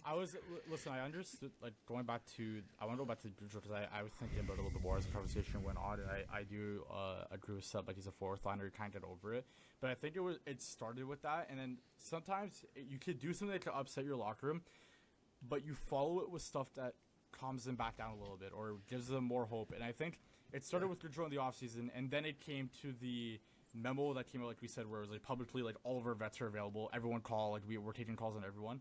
And then it happened with Trouba, and I feel like it spiraled out of control, in the front office and potentially ownership did a terrible job at managing these guys, and I am struggling to see what direction the Rangers are going in next season, because I feel it's gonna be a very interesting offseason to see how what are they gonna do. Pick. Like, it's really, what are they gonna do? Dude, that free agent class is not very good. There's not a lot of guys on the market unless you go out and get Mitch. And even then, Mitch, like, I don't know, like, you need defensemen. Nobody really knows what's going on with that. And I also think I you need mean, defensemen. Like, you traded away a lot of your blue lines this offseason or this season, and Adam Fox did not look like himself. Hopefully, you get a bounce back from him, maybe. But even then, Like, Yeah, and I mean, it doesn't look like that's their worth offseason it, is going to man. be like Dude, even their number Miller was awful. their number 3 defenseman right now is Will Borton. Yeah. yikes. I mean, like even like in Like, terms really? of everything that could have gone wrong went wrong for the Rangers this season. I mean, Yeah. this offseason is going to be even worse because I'm sure we're going to find out what Calvin DeHong was talking about. Yeah. And I mean, we don't have to go into any details on this, but then the Artemi Panarin story comes out and it's just Yeah, like, I- wow, Yeah, like, I kinda this wanna is Just like, everything's kind of like falling apart I right now. That Panarin thing because we don't have a lot of information on it. Like Yeah. if you read the article, it was I- very vague I about mean, what happened. but that's all the that is information not we're all- gonna All we get on really it. all we really know is he paid a settlement Yeah. to somebody in the nothing more organization is gonna come for out of that. allegations. There's Nothing also more is gonna come NDAs, out on like, that. If you read the article, It's- like, yeah, oh, I can't- exactly. I can't Yeah, they talk signed about it, NDAs. yeah. So I don't know. We won't know the details, but they Yeah. paid off somebody. Yeah. But regardless of the details of the story, it's a pretty brutal story to come out. Man, it's last day of the they are a tricky team, Another team that's in a little bit of a transition phase here is the Ducks, and they fired their Yeah. head coach Greg Cronin, and I believe Finally. I'm trying to look for the source on this, but Have we ever talked about the Ducks on this podcast? dude, I think we talked about Zegras a I little don't- one time. Oh, here's a source. Maybe. Season According to preview. Francois Valley, Anaheim did interview Joel Quenneville for their head coaching. Yeah, Ducks fans ain't happy. Listen, dude. As hard as it is to say, and I'm not taking it away, but even if you take away that situation in Chicago, that guy hasn't coached in the league in 4 years, and you're going for another guy And who's a hard ass on a team of young players who's just like, I don't know. it's not like his tenure in Florida was amazing. Well, no, but listen, okay, his tenure in Florida, he was coaching that President's Winning Trophy team, and then he got fired because of what happened in Well, Chicago, right? He coached them for 7 games that year. Oh, was it only 7? It was Oh, only 7 shit. games. I mean, Never they were mind, never mind. undefeated, but even then, he was there for 3 years. The first year, they were pretty shit. Lost in the qualifying round. They were like, yeah, I mean, not shit, but lost qualifying round. Lost in round 1 the next year as well, and then they were doing pretty Seb. good for 7 games under him. But Actually, either of you, this is kind of unrelated. Who did they play in that qualifying round? I don't remember that. Florida? that was 2020. I think it was the Islanders. It might have been the Islanders. No, it wasn't the No, Islanders what because is Tony DeAngelo, I think, was playing. Let me No, look it up. sorry, no, that was Sebastian Aho completely undressed Tony DeAngelo. That was the Canes Are you sure that was the Rangers first round, though? series. No, that was qualifying round. I'm looking it up right now. Was it like Montreal? No, Montreal been played Isles. Philly. You remember that? Yeah, it Yeah. was Philly. It could have been. That was first round though. Montreal played Penguins in the qualifiers because Philly got the bye that year. Oh yeah, no, you're right. Washington? I'm trying to find No, them. I Washington had can't- the bye. Dude, 2020 Florida. Where are they? Who is? Was it New Jersey? Maybe? No, I think New Jersey Oh, was the pretty bad Islanders, that no, year. You're right. The Islanders. They lost to the. It was the Islanders? Yeah, They because lost to the Islanders. D'Angelo was on the. So maybe D'Angelo's on it was the Rangers. first round then. That was New York and the Islanders and Rangers. Or no, why am I thinking Islanders and Rangers? They did Because not play Sebastian each other. Aho is on the Islanders. Yeah, Islanders and Caps. Thank you. You're mixing it up Wow. because D'Angelo is on the Islanders now. He was on the Rangers then, and there is a Sebastian Yes. Aho on the Thank you. Islanders. Yep. Yeah. That's Thank what's you. happening. Yeah, no, I listen. I think that Quenneville Dude.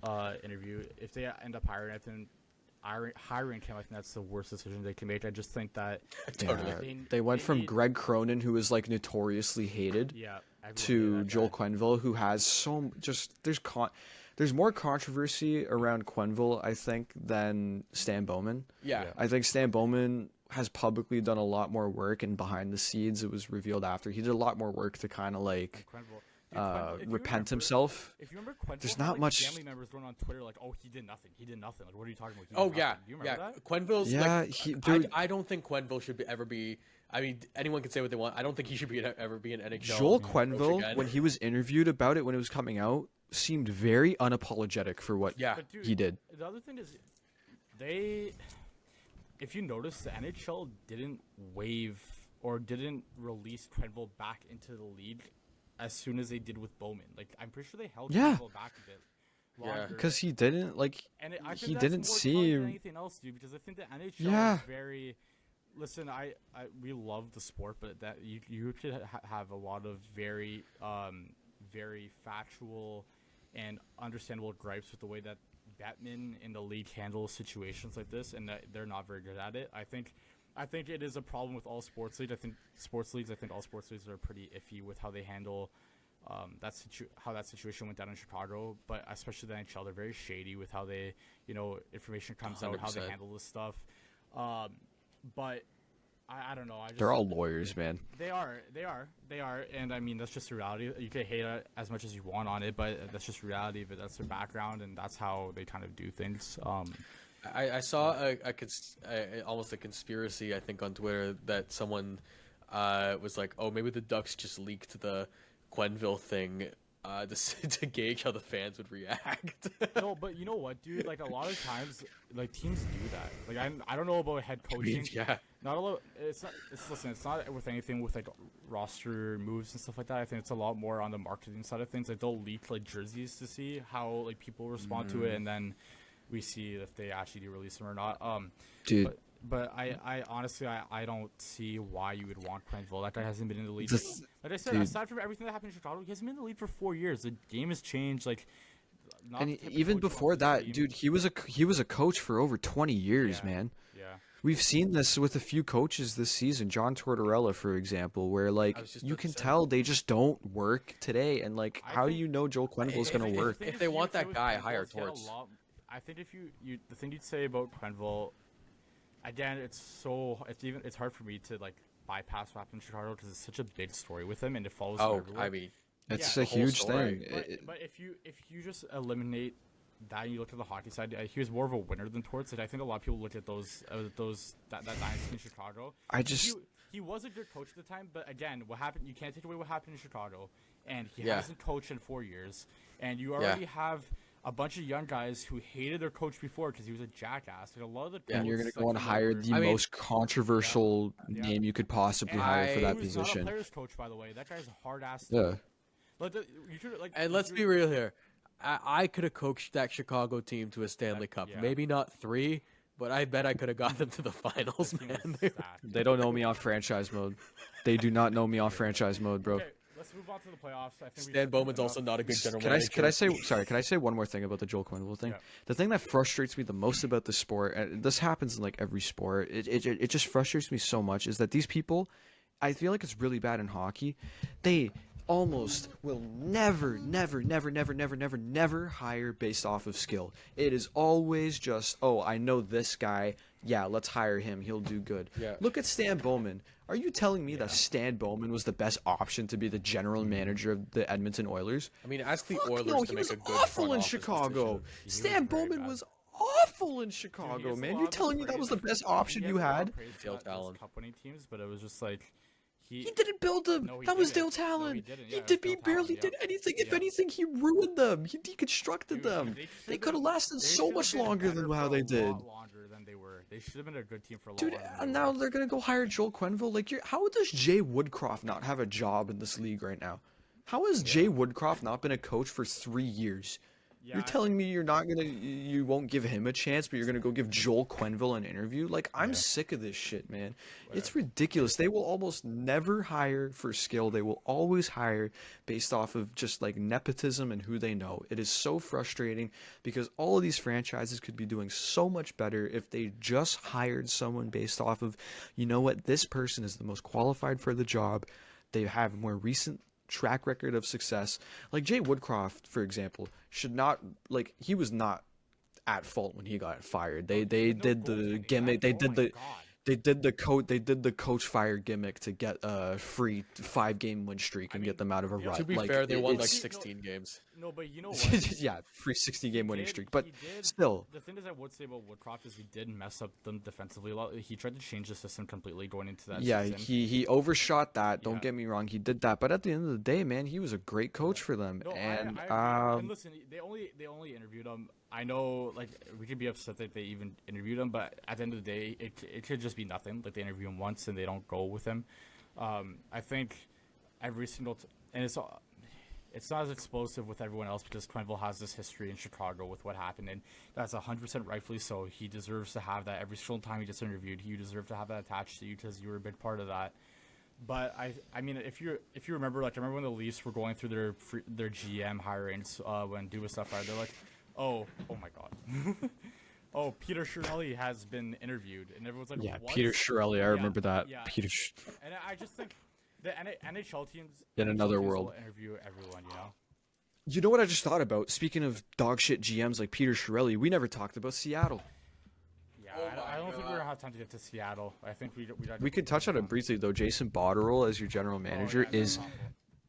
Actually, there's only one thing you have to say about Jason Botterill, that's the choice you made. Not only did they promote Ron Francis, who I don't think was deserving of a promotion at all. What did Seattle even do? At all, I don't think he was a. Against Colorado. That's the only time they made the playoffs.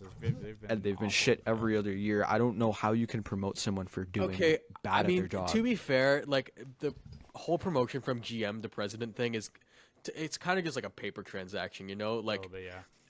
What's the difference between Chris McFarland and Joe Sakic being the president? So, and are you telling me that Chris Jason Patrick and Botterill they Brent needed to keep so badly that they needed to promote Ron Francis to their president of hockey operations to Oh, keep don't him? get me wrong, it's still stupid, but I mean, it's like the Ron Francis promotion means less than Okay, I think. I do want to move on because I don't think there's nothing else to Yeah, say yeah, about yeah, Sheldon. yeah. It's stupid. Like, Botterill was awful in Buffalo. We all know that.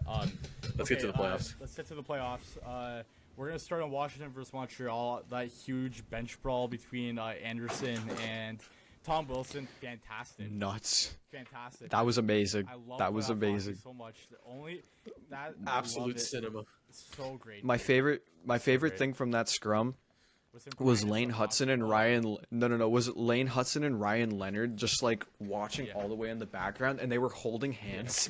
My holding favorite hands part was watching. Tom Wilson fake trying to slap Crosby because Crosby was almost in tears when they lost game 2 in the interview. That was funniest. That was funny. Dude. I want to talk about the overall series now because I think that was just a really good moment in the series. Washington ended up winning 5-2 today, so that they are up 3-1 in the series. Now, going back to Washington, I do feel like that series is over. I think I had that series going to 6, I believe.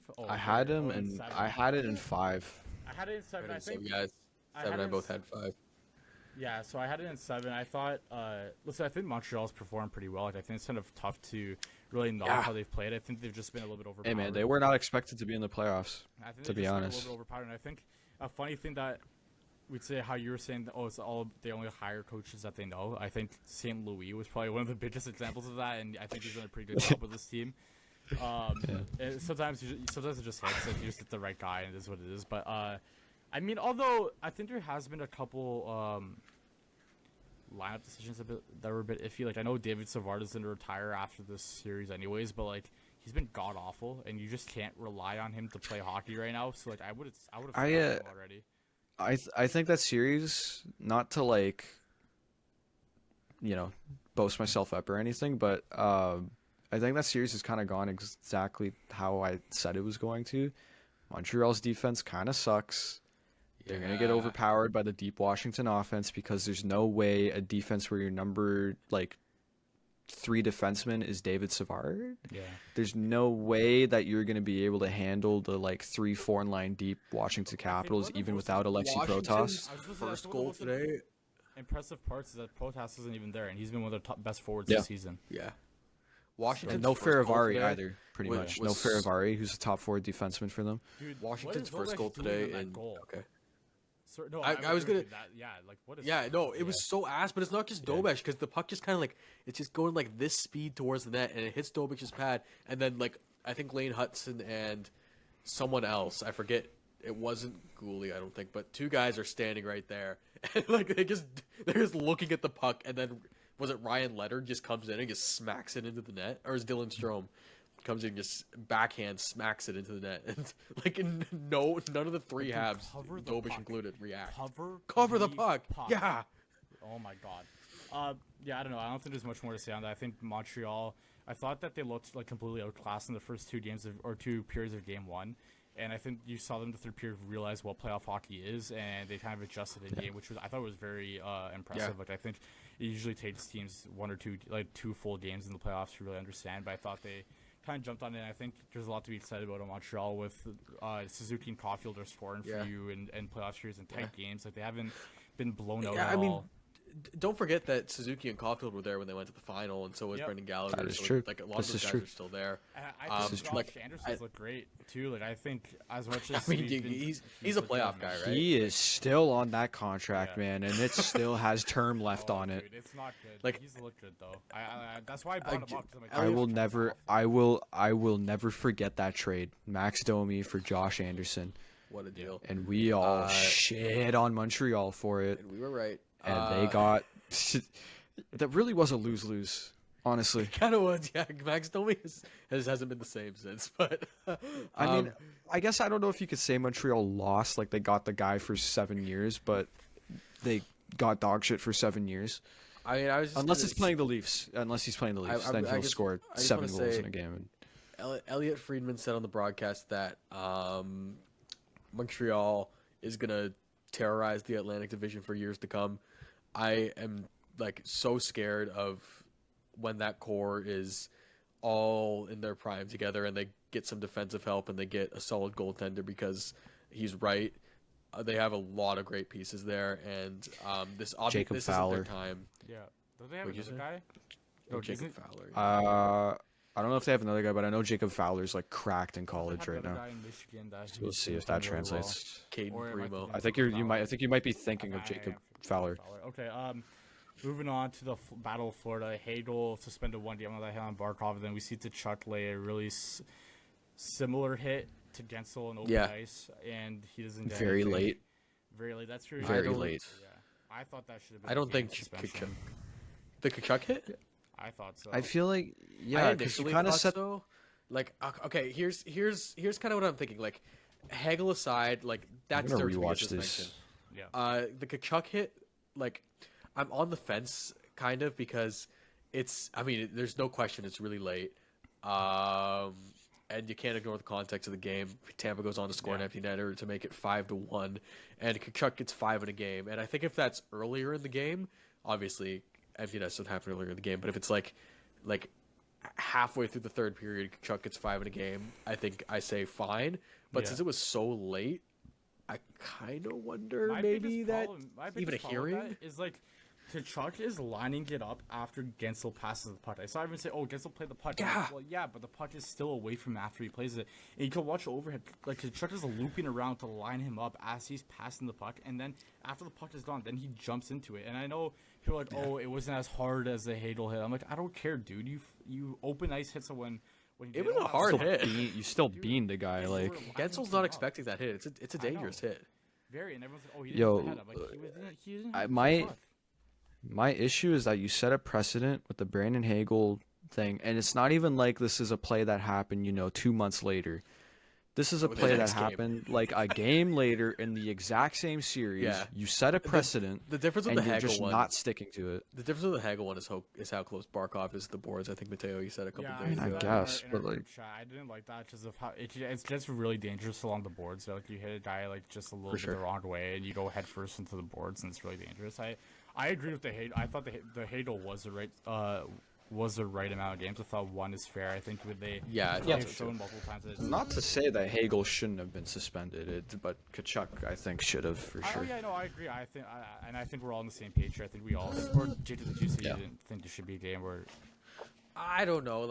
I'm still on the fence. Like I don't know. Like I think honestly, both like sides if of it, to be honest with you, but yeah, like if Hagel was, Kachuk should be. If Hagel wasn't, then Kachuk isn't. You know what I mean? Like, do you guys want to talk about the Ovechkin hit on Jake Evans too? oh, I completely forgot about that. Thank you for breaking it up. That I think Yeah. should be Beamed. suspension, dude. He. Beamed. Evans, Beamed. is nowhere near close to the puck, hits him in the head. Just, Beamed. He knew what he was doing. Then Ovi is not going to get suspended because it's Ovi. I think. He Yeah, didn't even get I a mean, he 5. was- That should have been a 5 in the game, in my opinion.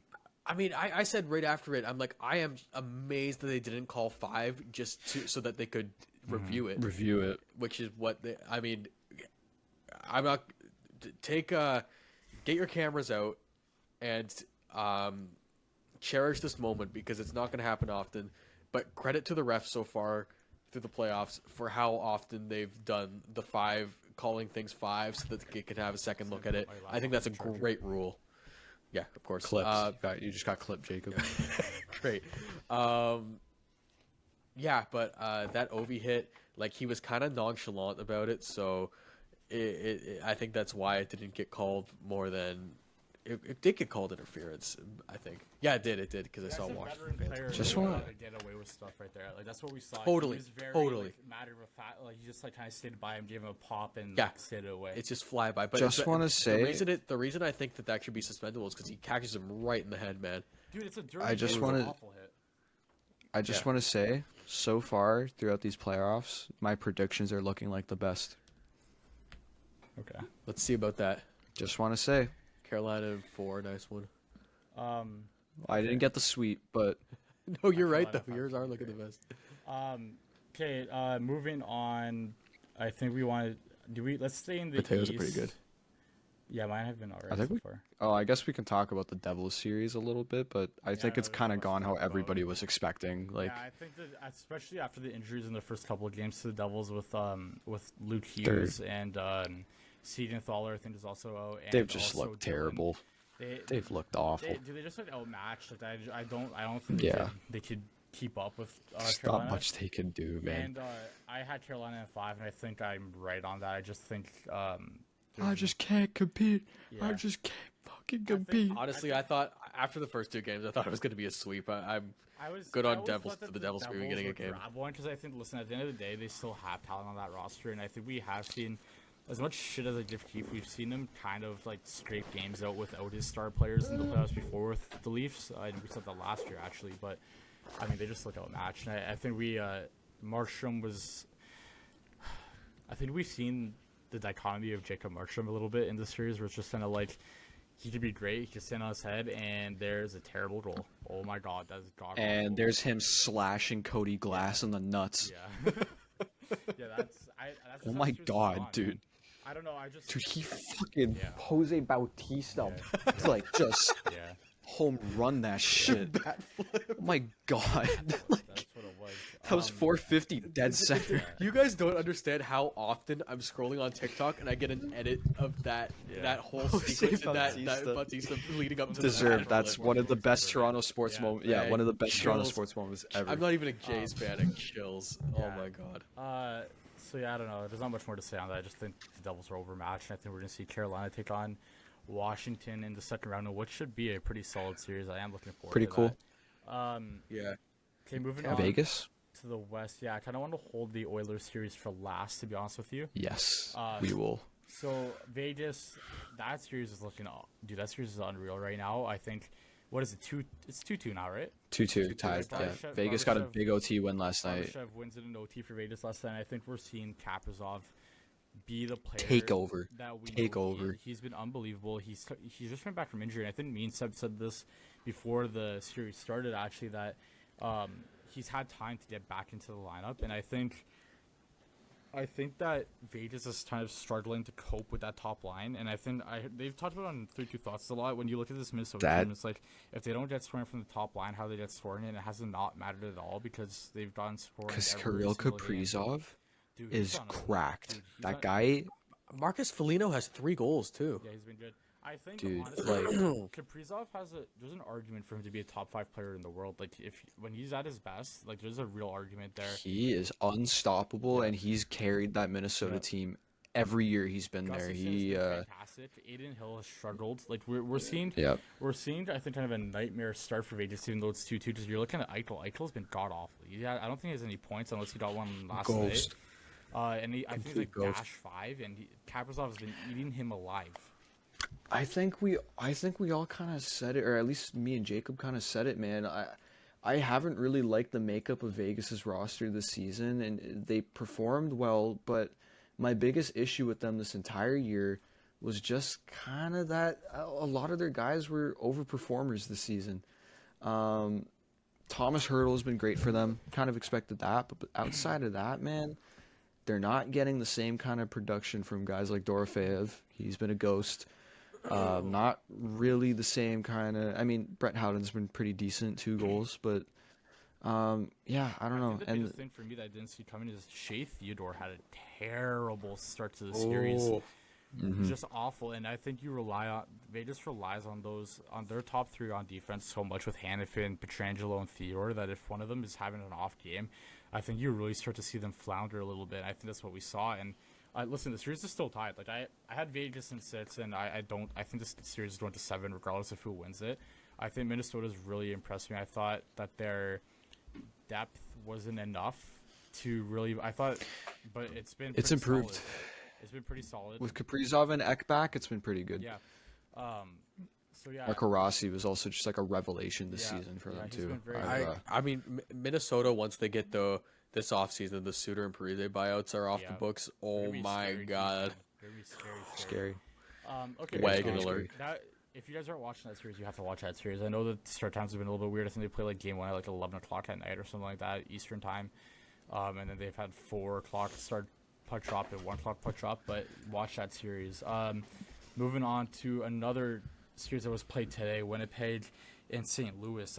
That series, it started off really well for Winnipeg. 2 really gutsy wins on home ice, and St. Louis went back to Missouri and they laid a beat down on them in both games. Hellebuyck didn't play That barn twice. is tough to play in. Dude, when St. Louis gets into the playoffs, and their crowd is crazy. People don't talk a lot about it, but it's tough to play in, man. Both crowds are kind of like that. Really is the series of like home ice advantage, dude. They both home arenas are so loud and the fan bases are so passionate for both of those teams. Yeah, I don't know. It's, Winnipeg, I think. I'm Winnipeg right now, man. You take 2 at home. Tough. But It's you tough. Get smacked around in St. Louis. Like you gotta. I don't know. You just gave them so much did, confidence man. going back. I thought that St. Louis looked a little bit frustrated coming over to Winnipeg. I think you saw Winnipeg scoring a lot of playoff style goals, was just driving that, and you get good bounces, and they looked good. But I thought game 1 Winnipeg did a job weathering the start. I thought even though they're at home, St. Louis came out hard, man. They were hitting everything. They scored first, and Winnipeg comes back. They get a really good win, and now you go back to St. Louis and like I said, they get thrown around twice. Hellebuyck was a big talking point in the series. I thought game 1, I know me and Seb argued a lot about which goals we thought he should have had and which goals we kind of thought he had no chance on, but it was just kind of like either way, he didn't make enough stops. I don't think. Game 2, he locked. I think down. game 1 he improved a lot.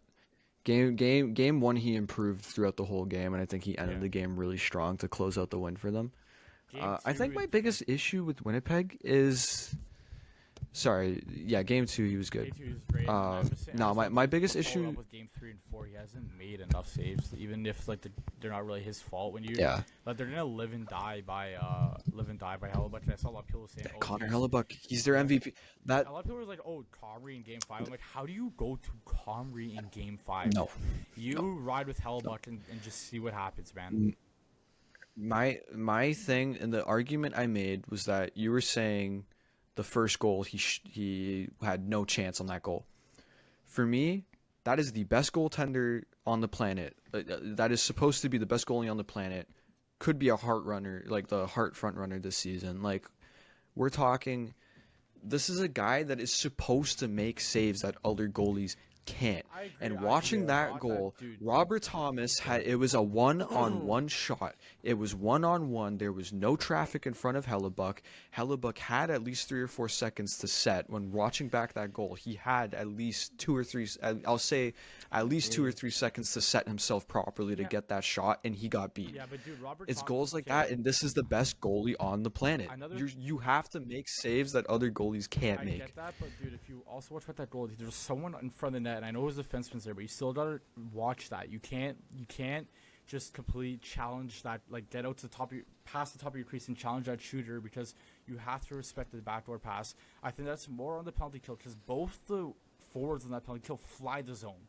You have to be passive when that puck gets to that blue line. Not passive, but you can't fly the zone on the penalty kill because you're already at a disadvantage. You can't.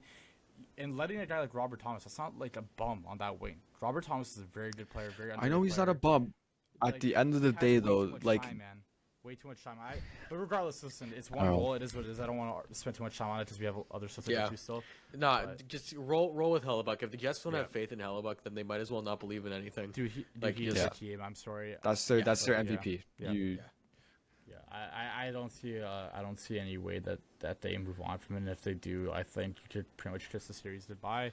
And I think this brings up a conversation for the offseason where you need to get this guy a backup because you cannot allow him to play another 60 to 70 games in the regular season and make him absolutely exhausted headed into the playoffs. Jacob, I saw you highlight that on the outline. Yeah. I want you guys to read this out for me. Not yet. We're gonna make you wait. Colorado. The Colorado this is and great. Dallas series has been absolute cinema too. Landeskog comes back. Absolute cinema. Dude, Landeskog comes back, scores last night.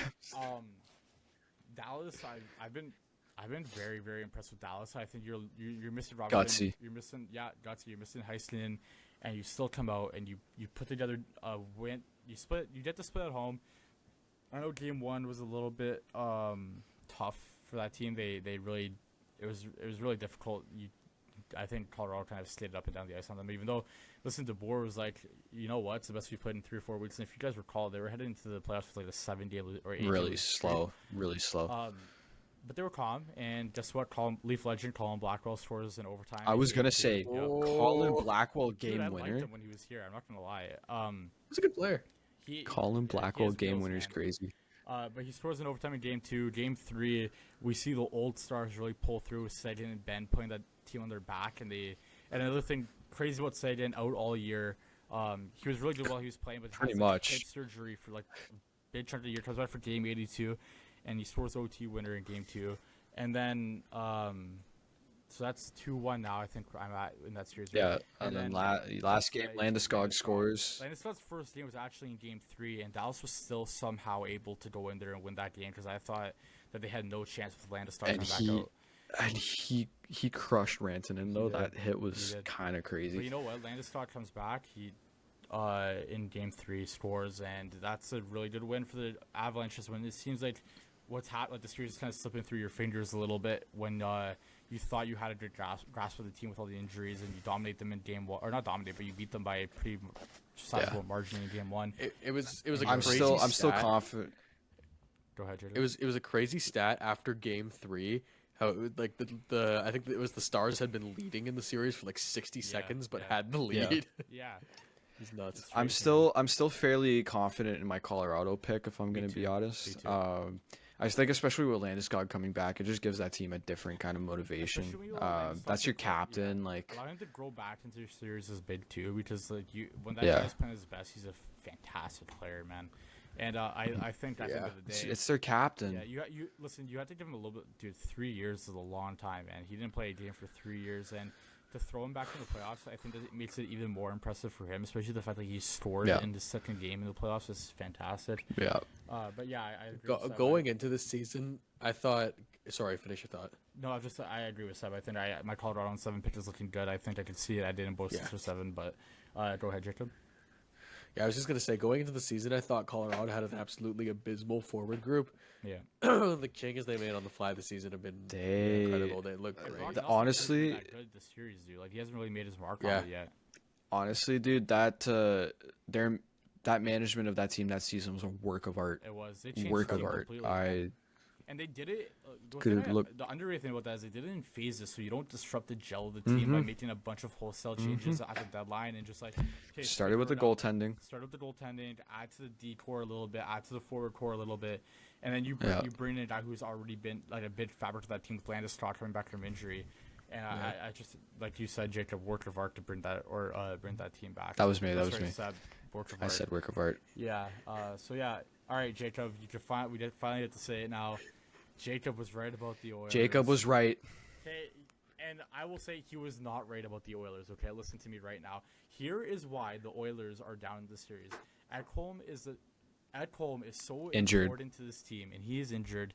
And you're looking at That was the moment I switched. everyone- That was the me moment I too. switched. The That's what I second thought. Ekholm Yeah. was out, that's the moment I switched. I couldn't do it because I just want to speak on Evan Bouchard real Also, quickly because before you do that, my before you do that, Oh Seb, my god, I before forgot you the do game's that- on right now. Yeah. Kings are up 3-1. Yeah, before you do that, Seb, Me and Seb were right. Okay. They're cooked. Me and Seb were right because listen to me. When we said I think we were valid.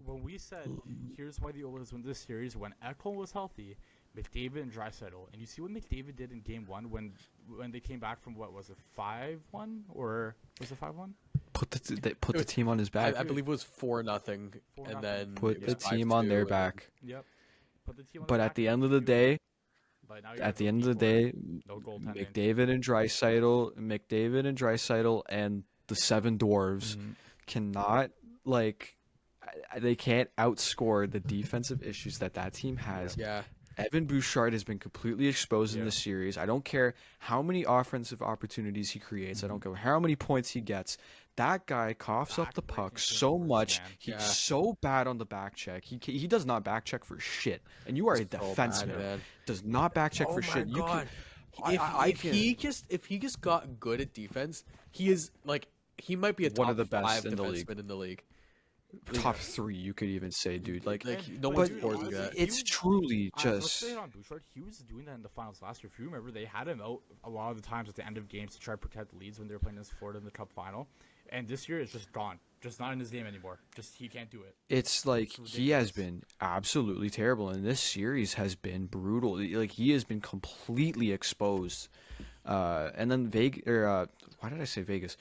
The Kings too have just been like smothering, man. Like Yeah.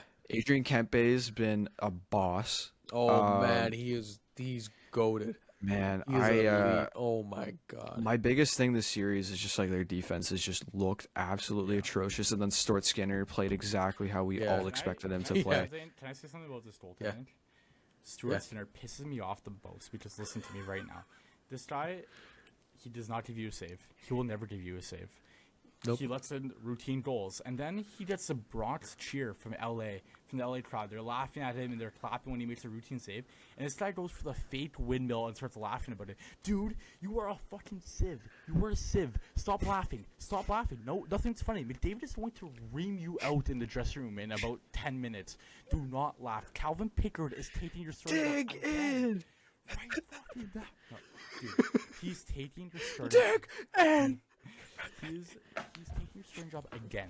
And a lot of stuff, something that a lot of people don't remember is that Sinner lost the job in the Vancouver series last year. They had to pull him. Yeah, he lost it to Pickard. He Dude. lost it to Pickard. Dude, this team, the fact that this team thought that they did not need a goaltending upgrade at the deadline is an absolute joke.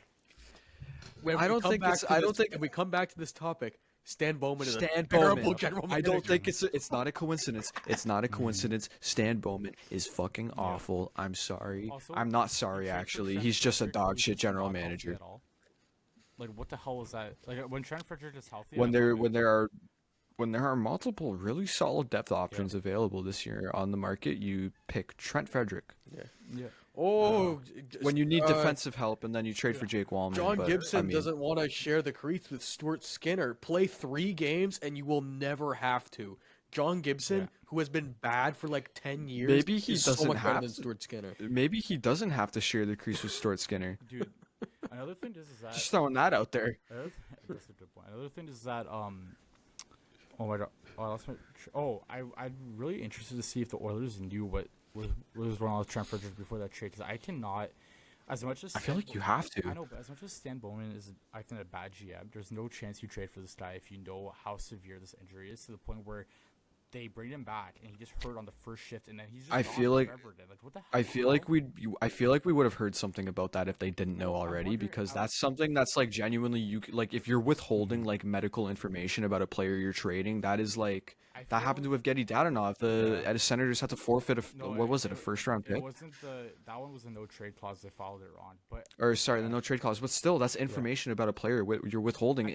Medical information is just as important. just wait until the end of the year. I wonder if the Oilers are holding it until they lose, and then they're gonna unload that. So wait till that series is over, and I wonder if we see some kind of like, Yeah. And if they knew fully, what the hell are you doing? You cannot trade for a guy who's not gonna be Yeah, valuable. that's. to you. I wouldn't put it past it either way, because again, I have no confidence in Stan Bowman as a general manager. I think Yeah. the complete mismanagement of the complete mismanagement of that team last offseason. Let's be real, man. that was They let honestly- Broberg and Holloway walk. It was Jeff Jackson at the time. Yeah. Honestly, the Oilers going to the Stanley Cup final is the worst thing that could ever happen to them because I think they need a bit of a retool here, and it's not going to happen because they believe in this group. Dude, what's scary about the Oilers They're too is that you can't go on a retool because McDavid's a free agent in 2 years. If you go That's in a a good real tool, point. he's leaving. Yeah. He's leaving. I mean, if you go in a retool, he's I leaving. I don't mean retool in the sense of like, oh, get a lottery pick, Yeah. whatever. I mean retool and get all the mid off your roster and get Why some is like a Savoy Washington still- Capitals retool. Why You know, is Savoy still in the system? How is he not moved at the deadline? He for should someone be else? playing, yeah. Or- Or You he can't should tell be me- playing because he's been great with the Yeah. Oilers when he's played this year. You All can't I've tell seen me our that Oiler Mc- fans rave about him. you can't tell me Connor Brown's better than Matthew Savoy. Or No, like, he's not. There's 10 other players I could say. Adam Henrique. Dude, there's so Matthias much Janmark. There's so much wrong with the Todd Oilers Colson. and how they've Dude, managed that this season. roster, It's really their not good. forward core from last season to this year, like last year they were actually pretty deep. Actually, they have Holloway Considering right now. whatever. Now this Fogle. year, you look at Holloway. their team this year. It's like Vasily Podkolzin is your second line left I winger, have a man. hard Full time circle believing. moment for the Oilers right now because they went from having nobody to play with McDavid to finally building this forward core that looks really good to going back to having nobody to play with McDavid and Draisaitl, and it's just them two carrying it. I have a really hard time believing. I haven't watched the Oilers enough to know, but I have a really hard time believing that Jeff Skinner has been worse than Vasily Podkolzin, man. Dude, a lot of people complain a lot about Jeff Skinner, just the fact that he's not good defensively and he hasn't scored enough. Like if you're not gonna be that good defensively, you have to score. Okay, question for you. He Would also you has rather- like played like Sorry, question for dog you. shit minutes. Would you rather Pontus Holmberg or Patrick Laine on your team right now? I'm not saying Jeff Skinner is Pontus Patrick Holmberg. Laine, but kill yourself. Dude, I mean, Patrick Laine is getting healthy scratch, saying it's an upper body Laine is injury. a bad- Upper body injury. That guy's done, man. I'm sorry. I don't know how anyone wants him on their team if you're a playoff team. You can't do that. We should Brutal, talk just about him brutal. during Montreal because that's the big thing that I was like Brutal. oh my He's been God, brutal. this guy's God. I Learn have how to never play been. hockey. I honest to God was not really ever moved by that acquisition from Montreal because neither, we dude. kind of known what Line A is the past few years. been And what I it feel was. bad because like he's clearly had his mental struggles the past couple of years. But at the end of the day, if we're grading this just on the hockey side of things, man, defensive liability and literally the single solitary thing he does is shoot on the power play. And when he's not doing that, he is a useless player, completely useless. Zero effort sometimes. It's Zero just effort. not- That's what I'm saying. He is when he is not shooting on the power play and scoring, completely useless, and he's being paid like 8.7 million. Yeah. Useless player. I'm That- sorry. that's He's one of the most useless. disappointing careers I've ever seen because that guy was dynamite coming out of the draft in Winnipeg. Like he had a great There was- rookie season. He looked like the- there's a real He argument- should be an like a real all-timer. debate Between him and Matthews. Yeah, and it There was a debate. yeah, and he fell off after that trade out of Winnipeg. He was never the same. Went to Columbus, and we know how that went there. He had his mental issues. He went to the PA. I think it Injury was- problems. Injury problems. Went into the player assistance program for something. Yeah. I can't quite remember what, but I don't know if it was our business public. anyways. But yeah, like you just he. It's been a really disappointing career. I kind of feel bad, but at the same time, it's kind of hard for me to feel bad for a guy who just doesn't look like he tries out there. Like I don't know. Sometimes he's just kind of like I'm like, dude, like move your feet. The thing is with a defensive player or a player who's not good defensively and a guy who doesn't try is that you can see when someone's putting in the effort and it's just like, damn, like you just don't have it and that's just a liability in your game. Yeah. When there's a guy who doesn't Max try, Domi. yeah, when there's Nick Robertson. When there's a guy who doesn't try, it's just like, dude, I don't feel bad for you. Like move your It's feet, hard to man. have Yeah. sympathy sometimes. Yeah, like move your feet. And there's that other thing where it's like at the end of that game in game one, I think he just like hit or he just hit and then he's like really slow off the draw and then it just looks like he doesn't care. And I don't know. It's tough to play players like Demidov beside them because it's like you want your young players looking up to like the best of the best, and it's like A good role models. Yeah, It doesn't feel like Line is as much of no, that right no, now. No, not at all. I don't know. I feel it's good that they have Suzuki there because I think Suzuki's like an all-time pro. Like that guy does everything you need him to do. No questions asked. He's great. And I know I've shit on him a lot. Like, oh, he's like kind of like I wouldn't you want him as my two, or I wouldn't want him as my one seed. But he's proved me wrong completely this season. He was great fantastic. this season. Yeah, he had a great season. He was great this year. You know, Almost 90 points. Can't really deny it. It's Played been like on a the first footage. line center Is this there year. anything else you guys want to talk about, or do you want to wrap? I think we've been through every series here. Hold on, I thought I had something. Yeah, go ahead, Jacob. Actually, no, I don't. Okay. I lied. I'm good to wrap. Just a quick score check before we wrap up the pod. The LA Edmonton game is currently 3-1 Edmonton with 7:15 left in the second period. If LA wins, 3-1 this, Kings. Yeah, 3-1 LA if they win the series. The You hell said- did you I said just 3-1 watch Edmonton. Jacob do on my screen? What? I was getting ready for the Los Angeles winning. LA is winning. If they win this game, they go up 3-1 in the series, going back to LA, I believe. No, going to Edmonton. Sorry, going back to no. Is it LA? No, go back to LA. That's game 4. Yeah, you're right. Also one more thing on LA. Kopitar's looked fantastic, kind of like a throwback. Like that guy is playing Goat. unreal right now. One of the most underrated players in the league, I think, through his whole career. Ever since they stopped winning cups, you don't hear a lot about him, and he's been fantastic. So happy for Kopitar. Yep. He's always been one of those players for me that it's like I don't think about him often, but when you watch him play, you're like, geez, like that guy is fantastic he's good. everywhere. He's like a Bergeron light kind of, you know. Not Yeah. even light. So. He's Well, that it's tough to good, say, man. like, he's so good, but Bergeron was like, dude, that guy was a demon. Like he would clamp I guess so, clamp man. you, and score big time goals too. Yeah. Okay. All right, Anyways, we get to it's wrap? 11 o'clock, so we should finish it up. Yeah, we've been I think we're recording good to for, wrap, yeah. We've been recording for like 2 hours. Almost now? 2 hours. Yeah. 2 hours, yeah. Okay. This is probably the longest one we've ever done. Yeah, These probably you're playoffs right. have been cinema, man. We spent a They've lot been of time on the fantastic. Leafs. We did. I mean, rightfully so. It's playoffs. I feel like we could do a whole other pod just on. It's also a those Leaf alone. podcast, Yeah. to be fair. I feel like we could do a pod on every single series. Like it's been so. Honest to good. There God. hasn't been I would one kinda boring love series. that. Like even the Carolina and New Jersey series, like the games have been entertaining. Like they haven't really been. Yeah. Boring, so. Okay. It's so, dude, watching Jacob Markstrom, Yeah. that was so funny. The Yeah. Bautista dude, that fucking team. line drive. Okay. All right, guys. Hope everyone enjoyed the pod. Yeah, we're gonna try to get back a little bit sooner. I think it was a little bit of a layoff here from our last one. We were trying to find time to record in between. I think game 2 and game 3 it just didn't really work Yeah. out. If the Leafs win game 5, I think we'll find a way to. 100%. Yeah, I think after it should be be a lot easier easier. now. It'll You be a guys' lot schedules easier. opened up Yeah, a little more, yeah, so yeah, it'll be a lot easier. I'll be in now, school, so- but I'll find time. Yeah, it'll be a lot easier now. School's wrapped up for me now, and just going to work, so it should be a lot easier. So, Yeah. Okay, guys. Hope you guys enjoyed, and have a good night. Enjoy the rest of the playoffs. We'll Peace see out. you soon. Peace out.